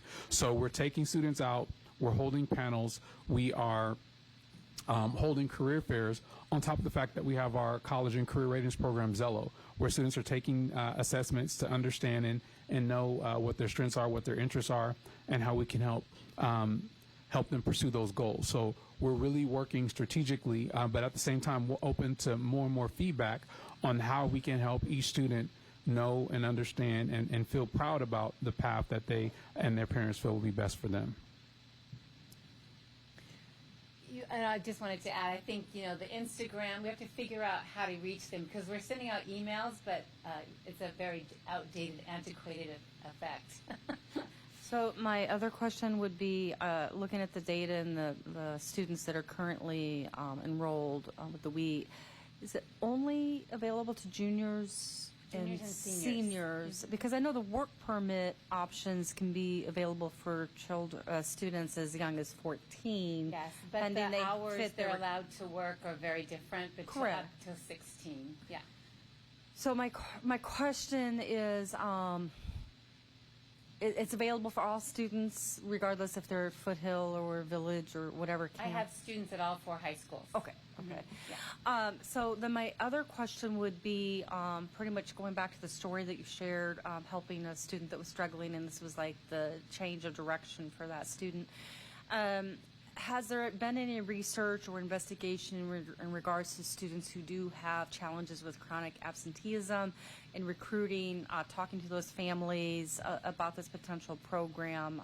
I know that there's been success for recovery for students, for credit recovery, but are you already triangulating that data to target those families? I'm glad you asked that because I'm in constant contact with the counselors at all 4 high schools, and I just had a moment this morning where I was talking to a student who had to go on second-year probation, a very strict probation for his work permit, and his counselor and I were talking about he really needs to be in the WE program. I sat down with the student. We talked about all of the stipulations for the work permit and what the WE program will do for him. We're getting him signed up, and he's one of several that were happening today. So I'm getting the word out via the counselors, but I'm also, when I'm talking to a parent about a student's problems with attendance, and I'm seeing that they're probably a great candidate for a WE, I'm talking to the parent, and that's how I've gotten some this year too. Well, that's I hope that answered your question. It does, but I think that's amazing. But there's only 2 of you, so I guess my point would be, looking over to Ed. I know you have a lot on your plate, but if there's any way to help do additional outreach and recruitment, communication to the parents and families that might have students who are struggling, whether it be with their academics, attendance. Chronic absenteeism, and giving this as a solution for potential students who might Also in communication with the liaisons, the parent liaisons, and having them at back-to-school night talk about the program, and they have flyers, and I'm trying to reach all those populations. Right. I guess what I'm trying to say is that I know that there's a chronic absenteeism challenge with the district. I'd love to hear some follow-up conversations of how this data point or this program might help address some of those challenges. So yeah, it's not absolutely like a to-do thing. But Yeah, it's a great point, and I think with the other directors that I work with, we are looking at data, and I think this is what you're asking: is we're looking at those data points, and we need those data points to really overlap with the programs, the strategies, the interventions, these things that we can do from an equity standpoint. The 2 programs that Dr. Nugent and his team just presented, it hits that equity goal that we have. I mean, there aren't that many kids, right, Kelsey, in the program, but it's that one student, that second student, that 12th, 40th student who struggles to engage in schools. They're absent. They don't want to be in school for whatever reason. They have other issues that are priority for them and their families. We can definitely target those kids looking at our data points. I think that's what you're alluding to. I am, and I'd also add there was disproportionality in terms of some of the data showed that there was a lot of, there were a couple Asian and African American students, but that enrollment could increase compared to the disproportionality of the Caucasian students who are currently taking advantage of the program. So to your point, the data speaks volumes. Exactly. I think there's some great ways to move forward and applaud what you're doing. So thank you. Thanks. Trustee Walker? Thank you, as always, Kelsey. I always enjoy your presentation and your dedication, your hard work, and I really feel, I was just so pleased that the 5 students were able to graduate with the work experience program. That's amazing. So, how many kids right now are in the work experience? We're still enrolling. So I started out with, I think, 5 on Monday. Now I'm up to 15, so it's just, and Oh, we wow, don't so put a it's a- cap at the 2-week. We're letting students come in for one more week. So one more week. Yeah, and I'm out there talking to a lot of them. Okay. But it's great that you you said that you're planning to increase the work-based learning program. That we currently have 13 businesses, is that correct? And then you're going to triple that? I mean, it's amazing. I'm amazed that you got Our goal is 13. to triple, well, however many businesses it ends up, but our goal is to triple the number of students that we place and we serve. So we've already had several employers who continue with us last year. Who ended the year with us last year that want to continue with our students this year. So our goal is really to grow and create more opportunities for students. It's fantastic, and the collaboration with the chamber is fantastic, and I can't applaud you more. Thank you both. Wonderful job. Trustee Maher? Not really a question. I think the question I was going to ask, you're going to triple, you said, hopefully? That's what we're shooting for. We're aiming high, but we're gonna see. Don't quote. I said it. I know I said it publicly. I know it's recorded. That's what we're shooting for. We're gonna get as many as we can. We'll see where we land. We'll definitely report back on that. But in terms of just a goal that we're gonna hold ourselves to, we wanna swing for the fence because our students deserve it. If we would have had a lot of the students graduated last year who were in those programs, but they can come speak themselves to the impact that these opportunities have had on their lives. So we're very excited, and we want to keep supporting them in that way. If you do triple, we have to increase your staff, or that's a lot for... We're going to continue to do the best we can with the resources that we have. Okay. And my last comment, a great program, and I think the last two presentations, Mr. Dialazo, excellent. Just really good news to hear, and thanks for all your hard work. Thanks for working with the kids, especially the ones that need your program to graduate. That is so important. There's many different pathways to get through school, and you're providing one of them, so thank you. Trustee Demetriou? Thank you for sharing your story. I'd really love to see this program expand in the future. I think it serves a great purpose, and it fills a hole that our district had before. As for my question, I only have one. You mentioned Zello for a second. Could you just please elaborate? What's it about? Yes, I'd be happy to describe Zello. So Zello is the current program that all secondary students in Pleasanton Unified School District have. It's the resource that houses the course plans. So last year, actually 2 years ago, we began in 8th grade presenting to all students how they can map out their courses for what it would look like for them in high school so they can make informed decisions. 2 years ago we did that. Last year we circled back and checked in with all our 9th graders. This year we're looking to do a final check-in with our 10th graders. So the person spearheading that charge is Winter Jones. She's our district college and career readiness specialist, does an amazing job, phenomenal. That tool serves that purpose on top of the fact that it allows students to take various assessments to understand what their strengths are, to understand what their interests are, so that way they can begin looking at and calibrating this information about themselves to help them make decisions. They're able to explore potential colleges or careers, helps you to be able to understand what the cost would be if you want to go to college, where you may want to live, and all those things. It also allows you to see and know if you don't want to go to college, but if you want to go directly into the trades, here's what your income that you can expect. So it's really a great program. It exists in Clever, so you definitely have an account and can begin using that. And so we're looking to continue expanding as we ensure that each student has the opportunity to have that core connection to it through their course plan. Making sure each student is tapping into the other features and resources embedded in the program is the goal as well. Thank you. I just want to thank you for the wonderful job that you're doing, both of you. I mean, the testament is that you are crying because you know that you're making a difference in these kids' lives. So thank you for your hard work because, like Trustee Maher said, kids have different pathways, and you just opened up a whole new world for them. So thank you very much. So, okay, we're going to move on. So thank you for your time. And we're going to move on to discussion, possible action on pizza award contract for 24-25. And no pizza? No samples? Oh, yeah, that's true. That's true.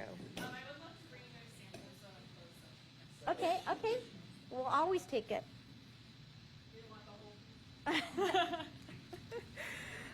So good evening, everybody. I'm Sarah Kimichek, Director of Child Nutrition Services. Tonight, I just have a very quick presentation, just a discussion about the pizza bid. So it is a formal bidding process. We spend about $400,000 on pizza a year in child nutrition at all of the sites. So it is a very big and important contract for all of our kiddos. This year, we did this for the first time ever. We split the bid into elementary sites and then secondary sites. Our demand is pretty big overall, so putting all the responsibility on one location to provide so many pizzas has affected the needs of the district a little bit. So that was the decision behind splitting up the bid. So how we evaluate the bid is we base it on price, the product itself, taste, and kind of what the needs are of each grade group. So it's a very rigorous kind of grading system. We try to be as non-biased as possible. We even do our taste testing blind so people don't know which pizza is which as we rate them. So this year we are happy to announce that Garlic's will be supplying our elementary sites, and then we're going with Domino's for secondary. And then, of course, I always have my numbers with me because everybody loves to hear all the numbers of child nutrition. So just to put it in perspective, our secondary sites usually get about 150 pizzas a day delivered to all the secondary sites. It can go as high as 270, depending if all the middle schools and high schools are serving that day. Elementaries are usually about 80 pizzas a day. And the total numbers of that goes to about 20,000 pizzas for secondaries and 11,000 pizzas for elementaries. So our total slice count is 270,000 slices of pizza a year. So just thought those were some fun facts to bring to the table. So we'll start with Trustee Dimitrioff. I just want to say this literally like the past month or the past 2 weeks, the food's been so amazing and the program's been really good. Yeah, thank you for everything you're doing. I think we actually talked about Domino's Pizza at SIAC like last April. And yeah, I think Domino's will be a great replacement for Garlic's in secondary schools because there were some complaints about Garlic's among high schoolers with quality issues. So yeah, I think this is a good change. And once again, thank you for supporting CNS and all our students. yeah, absolutely. Trustee Maher? No, that's just a lot of pizza. A lot of pizza. Trustee Walker? I don't have any questions, but the secondary was Garlic's for a number of years, right? Yeah, so we used to only have one contract for the entire district. Okay. It was kind of crazy. It was all coming from one location, and they would have to drop off pizzas between 6 to 8 different locations in about 10 to 15-minute increments. So the amount of error that someone can have with that tight schedule is very slim. Okay. Yeah. Okay, thank you. Yes. Trustee McCoskey? So I had looked at the contracts, and I had actually made the assumption that the secondary was switching to Domino's because of the pricing. I looked at the size and the cuts and all. Anyway, I quickly looked at that. But to the comment made by our student trustee, I guess my question is, what was the deciding factors to change to Domino's for the secondary? Was it both that, quality issues, error, and price differentials, or anything else? So it was all of the above. Exactly what you're saying. It was the overall taste. It was considering what students have communicated to us about what they were looking and the quality of the pizza and the product itself. So it really was an evaluation of both grade levels, and there was price differences from vendors for each grade group. Yes. So I tested the choice with my son this morning when I dropped him off at elementary school and asked him whether he liked the pizza or not, and he said he did. So, so for what it's worth, the existing vendor I think is Garlic's at elementary schools. At least my son signed off on. I guess my question is, you mentioned from a numbers perspective, I think you mentioned 20,000 pizzas at the secondary, 11,000 at the elementary. And so you take 9,000 times the price differential of $2.25. That's a difference of $20,250. So I guess my question, so I understand the strategy of the challenge of having one vendor trying to supply all the schools and the quality issues associated with trying to deliver pizzas in a timely manner to that many sites. I guess my question would be, given the higher unit cost for Domino's, why would we pick the higher dollar vendor for the higher unit contract? Because you're introducing, if you'd done it the other way around, notwithstanding the comments from the student trustee, which I value, you're paying $20,250 more by having garlic service the elementary school versus the secondary school. You could have had your dual vendor strategy and saved $20,000. So it was actually the pricing of Domino's that they offered us for elementary versus secondary. So at a elementary cost, it's 88 cents a slice from Garlic's, and it came out to $1.37 from Domino's, so that was a pretty significant difference. Mm-hmm. And then with secondary sites, Garlic's did not change their price of the pizza. However, we cut it less slices, so it would have been $1.09 a slice secondary from Garlic's compared to, I believe it came out to $1.27 for Domino's, so it was a less of a price difference and a less of a price savings going that way. Okay, but I opened the RFP and I thought both the secondary and the elementary school RFP was for 16-inch pizzas cut into 8 slices. No, that is incorrect. So the elementary sliced it into 10 slices and secondary is 8 slices, and that's in the chart of the bid of how many slices per pie, even though they are the same size. Okay, so elementary was 10 slices, but they're both 16-inch pizzas. Yes, correct. Right, so the unit cost is still the same irrespective of whether you slice it into 8 or 10, right? It would be if the vendor offered the same price. Okay. So I'm saying that Domino's offered a different price on an elementary pizza compared to a secondary pizza. Because of the lower total unit count? Yes, they did the math on the slices, so they were offering us per slice, not per pizza. Okay, yeah, I noticed that the Domino's covering letter was for cutting it into 6, actually, but the RFP called for 8.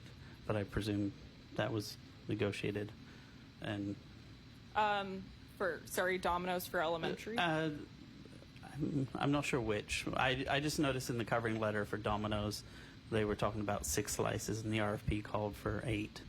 I didn't notice that the elementary was 10, but anyway, I don't want to debate numbers with you because you know your numbers. I just wanted to push it a little bit in terms of the choice of the vendors, but you explained it in that Domino's adjusted their pricing for the lower unit. And we do try to consider, cheapest is not always better. Yeah. So we don't try to take price as a complete deciding factor. In this bid, for instance, price was only 30% of the decision. Yeah. Only had 30% weight, so there is really other factors in there that we do with our bidding process. Yeah, I mean, ultimately we want students to pick it, enjoy it, and so on. So thank you very much for the detailed explanation. Absolutely. I just have one question. So I was subbing in another district, and they ran out of pizza, and those little first graders were crying. So how do you make sure that they're accurate? Yeah, so actually we have a bunch of stories of it could be more kids are interested in eating lunch that day, and we will actually hustle from site to site and go either pick up pizza that they have extra pizzas, or we will call the vendor, and they will actually get there within 10 minutes because the elementary schools, especially since the lunches are a couple minutes apart from each other, we will hustle and get that pizza to those kids, so we have never had an empty mouth on pizza day. Oh my God, I love that. Thank you. Thank you. Okay, so I am looking for a motion. I motion to approve the that Pizza Award contract for 2024/2025. Are you motioning just the Domino's side or the Garlic side as well? I'm motioning both. Okay, thank you. Are you I'll seconding? second it. It is so cold in here. Okay, the motion passes 6-0. Thank you very much. Great, thank you. Have a great evening. Okay, so we have 3 more items. Do you want to push through or do you want to break? Push through. Okay, awesome. We got a consensus. Okay, we're on E.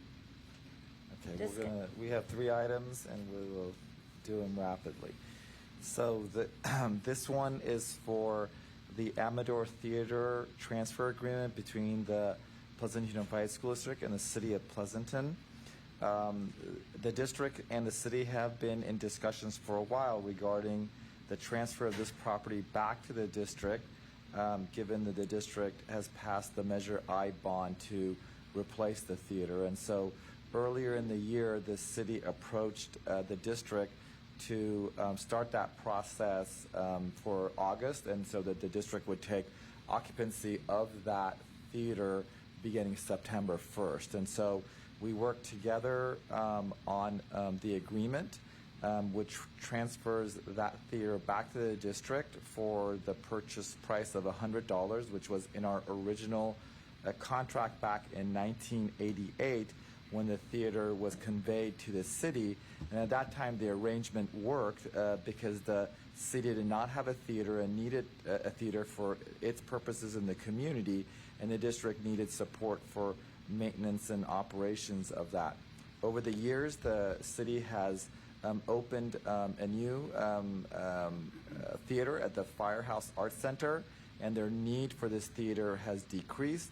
In the last few years also, the use of the facility has diminished because the balcony is no longer accessible due to fire life safety concerns. And so this transfer made sense because the districts in the next several years will be replacing that theater with the Measure I bond program.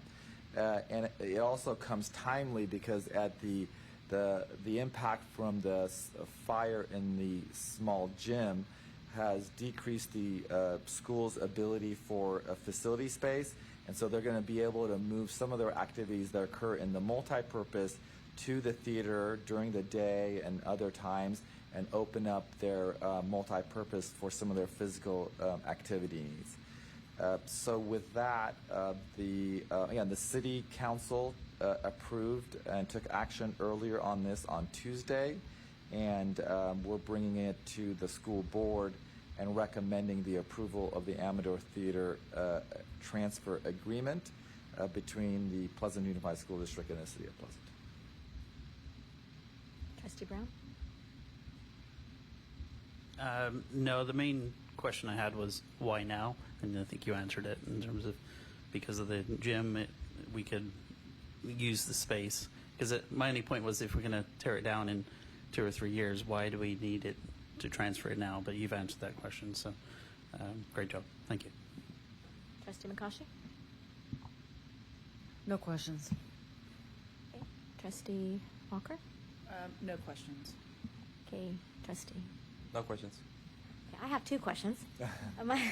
My first question is there's been a lot of, on social media, people have been concerned about this, and they're saying, they want to preserve the structure of it. And so my question to you is, what are your future plans for involving community input when we get to that point down the road? So the community has provided input in terms of some of the aesthetic qualities of the facility, and that those are being considered as we work the replacement out with our design build firms, which we're currently going through interviews and with at this time. And so once we engage in that new theater design, those architects are very cognizant of the role this theater has played, its historical significance, and that will be taken consideration in the design going forward for the new theater. Okay. And then my last question is, it says that it's going to be $67,000 cost to this. Is there any way that we can recoup some of those costs? I mean, could we put on plays and charge admission? I mean, Yeah. So I think there's a lot of challenges. I mean, this is the first time we're going to be managing the theater ourselves, and so we're going to go into it lightly. I think by the time we build and have the new theater place, we hope to be able to have, a theater manager and that kind of experience that it would take to attract, community groups and stuff to really utilize it, similar to Dublin and San Ramon on some of their theaters do. Given the limited access and some of the accessibility issues, I don't think that we can really recoup a significant amount of it.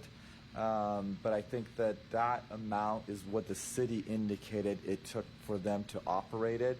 So we're assuming that it will be a similar cost for us. Again, some of our evening programs and others were subsidized by the city because they would provide the theater manager, the AV tech individuals. So going forward, those services will have to be worked out between us and the user groups, as well as custodial services. And as we indicated, those are some of the reasons the city is, moving on from the property. But I think at this moment in time, we still have a need for it during the school day for the school, and we still have a need for it in the evenings during our program. So we'll have to carry this forward and as we design and build our new theater. Okay, thank you. Trustee Maher, did you have any questions? Ahmed, are we getting the equipment that was in the building itself, or are they taking it back out? Yeah, so there's a certain number of equipment that the city is leaving there. Of that equipment that they're leaving, it will allow the theater to function with the audio and video systems. And the city has indicated there's certain equipment that once we decide to, remove the theater, that they want back, and we've agreed to it. And I just made sure that they would tag it. Our new theater will come fully equipped with, pretty much the latest technology for a theater for a high school. Okay, we have one public comment. Oh, okay, thank you. Okay, I'm looking for a motion. I'll make a motion to approve the Amador Theater transfer agreement between Pleasanton Unified School District and the City of Pleasanton. Second.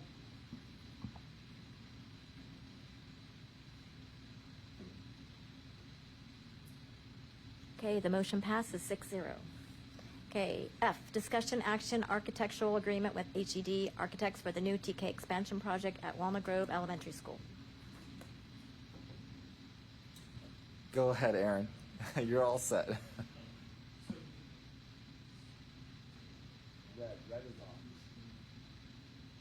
Oh, great. So tonight we have two architectural agreements, one for Walnut Grove and the other for Valley View. These are a natural progression of our TK construction program. The Walnut Grove is the first item up, and the scope of work consists of construction of 2 new classrooms, and then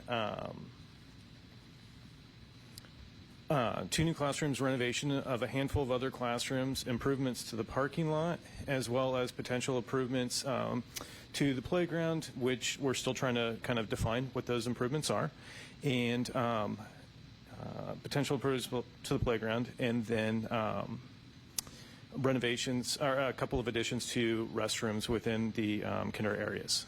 So with that, I'll answer any questions that you might have. Does anybody have any questions? Okay, Trustee Makashi. I don't have a question, just a comment. Just first and foremost, to thank you for you and the team who made a concerted effort to engage with the community, parents, families, at least twice, and listened to some of the feedback given based upon some of the concerns addressed. I think, well, actually, I do have one question. Besides the demographer report, are we sound in the adjustment in the number of rooms? It changed, I believe, went down from 3 to 2 rooms for the facilities. And I just want to make sure that that's pretty solid. based upon enrollment data? Yes. Because Yeah. the demographer reports aren't always reliable. So I just want to make sure that we're not building too many. I know there's, looking at the plan, there's a renovation to an existing room, but I think that's my overarching question. So when we started this process, we kind of stepped back probably December of last year and took a look at the demographer, or the most current demographer's report. And we ran a couple of different scenarios. One scenario was with 20 kids per teacher per classroom. One was 24. And we looked at the number of TK classrooms district-wide. It's never going to be perfect. We're never going to fully load the classrooms. But what we looked at is, do we have enough kids that we're projecting at the peak of that enrollment period? Do we have enough classrooms for each of the children? And so, in some cases, we ended up with 2.6 or 2.7 based on enrollment projections, in which case we'd round up. In some cases, we were at, 2.1, 2, 1.9, and we would round down or round up to 2. So in this case, yes, we feel very confident. We also have capacity throughout the district, so there might be a little bit of movement of students around if we have too many TKs in one area, but we are designing to make sure that we don't have too many TKs in the district, and we're making sure that we have enough TKs. Okay, thank you. And then just to reiterate, there was a significant change in drop-off and pickup based upon the concerns on Black Avenue, and just wanted to thank you and your predecessor, and John in the past to really engage with the community to get that information. So those are all my questions. Thank you. Any other questions? I'm looking for a motion. Okay, go ahead. My question is, the potential components that you explained, if they're listed in the project, are they included in the $6.944 million budget, or will they be added on later? No, so they're included. And, the reason why we identify certain elements as potential at this point in the design is because it's a very early stage in the design process. So if you ever take an art class, you have a vision in your mind as to what are you going to be designing. But that design kind of takes shape in time. And so through the course of design, we're going to do a number of meetings with teachers and students and faculty and all those different key groups to really hone in on what is it that is needed and how do we make the space that works for them. So we're still figuring those things out, but that's a natural design progression process, but it would be figured in the budget, yes. Okay, now I'm looking for a motion. I'll make a motion to approve the contract with HED Architects for the Walnut Grove Elementary School project. I'll second.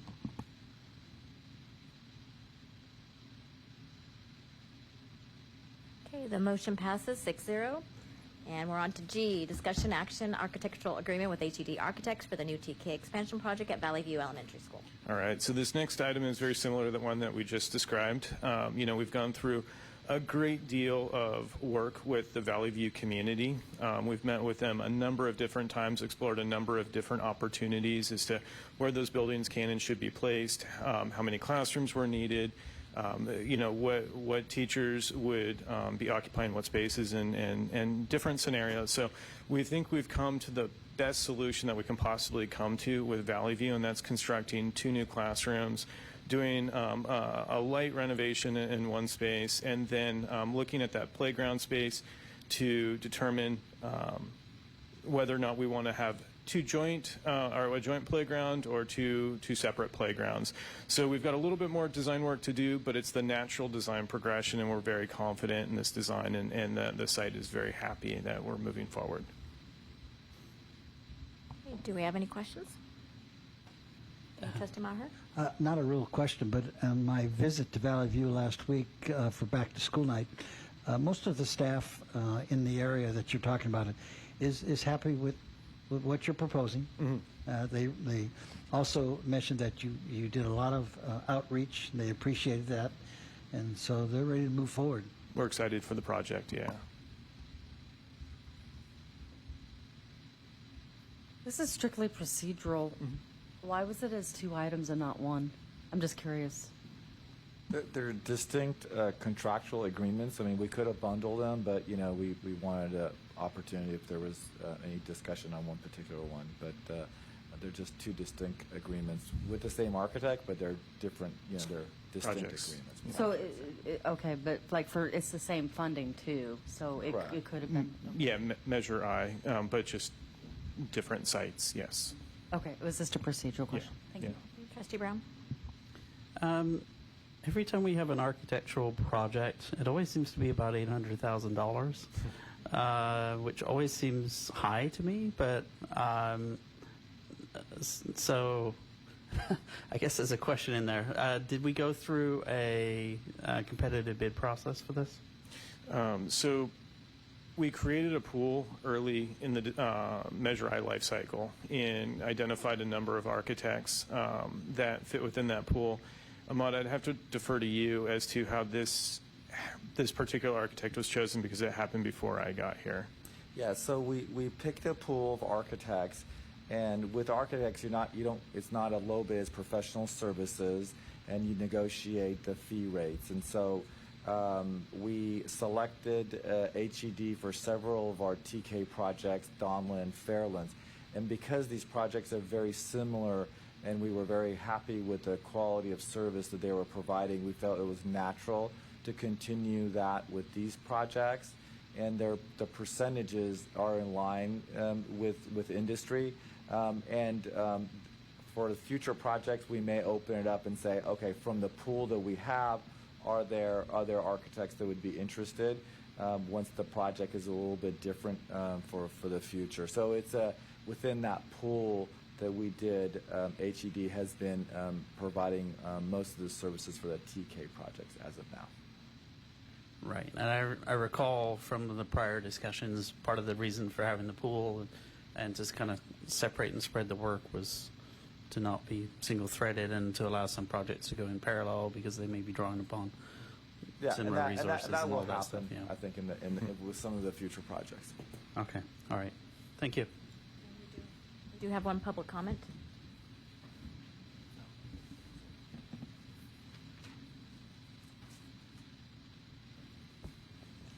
Charlie Jones. I live down the street from Valley View Elementary School, so I am really excited for this, and a lot of the families that live near me are too.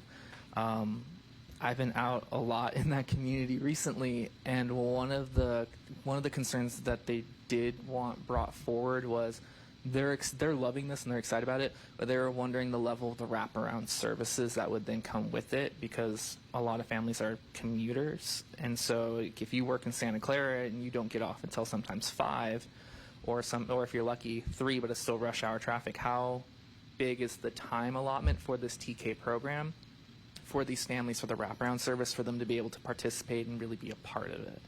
So I just wanted to bring that to your attention, that was something that a lot of people were having questions on. Thank you.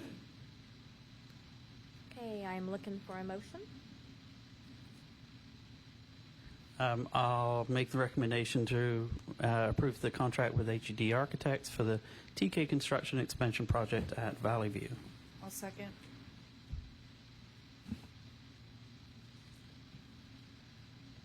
Okay, the motion passes 6-0.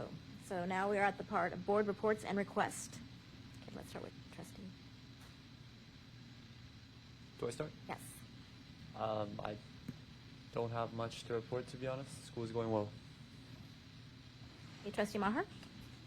Just that had the opportunity to go to back to school night at Valley View. Excellent back to school night. Teachers were engaged. Teachers were, I thought, very happy, quite frankly, to be back. And PTA provided a dinner for them. Oh, nice. Around, so it was excellent. I was fortunate enough to go with Jen Flynn. She made the trip with me, so I got to see the school, talk to the teachers. I went to a lot of different meetings, from facilities meetings. If you've never been at a facility meeting, it's the highlight of your month, because all they talk about is good things, buildings, and how far we're progressing. So I would encourage the community to come to it. And that's about it. And I'm cold, and can we fix the heat in this place? Aaron's on it. Thank you, Aaron. Okay, trustee Walker? Okay, I attended Fairlands Back to School Night, which was lovely. The teachers were very engaged, and I loved going to classrooms and seeing the teachers who were actually my children's teachers, because many of them are still there, so that was awesome. I went to the Board Finance Committee meeting, the Community of Character Barbecue fundraiser to fundraise for the Juanita Hagen Scholarship. And I also attended the PPIE board meeting, and I just want to let everyone know that the PPIE Gala is November 8th, and tickets went on sale today. So it's a Fire and Ice themed soiree to support all 15 schools, so I encourage everyone to get their tickets. That's it. Trustee McCoshy? Just like my fellow trustees, went to the Community of Character barbecue event for a bit of time. Also had an opportunity to go to the Harvest Park back to school night as a mom and as a trustee. Super enjoyed it. Super busy, and I didn't get lost. The only other, I also went to the facilities meeting, and as Trustee Maher stated, those meetings are jam-packed, full of information. I've always kind of twisted my arm saying, hey, let's do another meeting so they're not so, jam-packed, but he hasn't taken up on the offer yet. But anyway, one request I have would be actually kind of highlighted from earlier tonight, and Kevin reminded me that the district has been doing some internal work on AI and revisit back to an AI policy and maybe just getting an update status. I believe it was going to come to the policy committee meeting, or where we're at with that because of the AI work.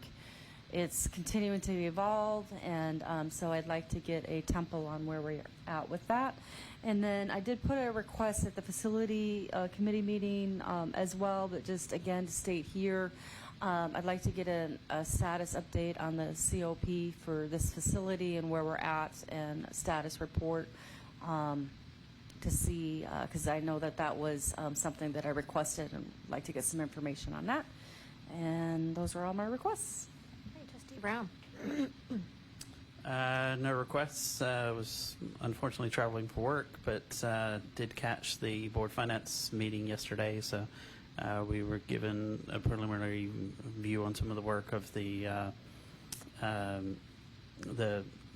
finance advisory and some of the things coming up, and a review of the financial cycle and some of the challenges. So no requests from me. Okay, I finished visiting all the schools with Dr. Gazal. Back to school night at Leidington. It was amazing. I attended the Community of Character barbecue. My only request is the last speaker talked about wraparound services for Valley View, so if you can maybe in the communique talk about how, that would be great. Thank you. Okay, and I get to gavel. We are done. The next meeting is September 12th, 2024. Good job.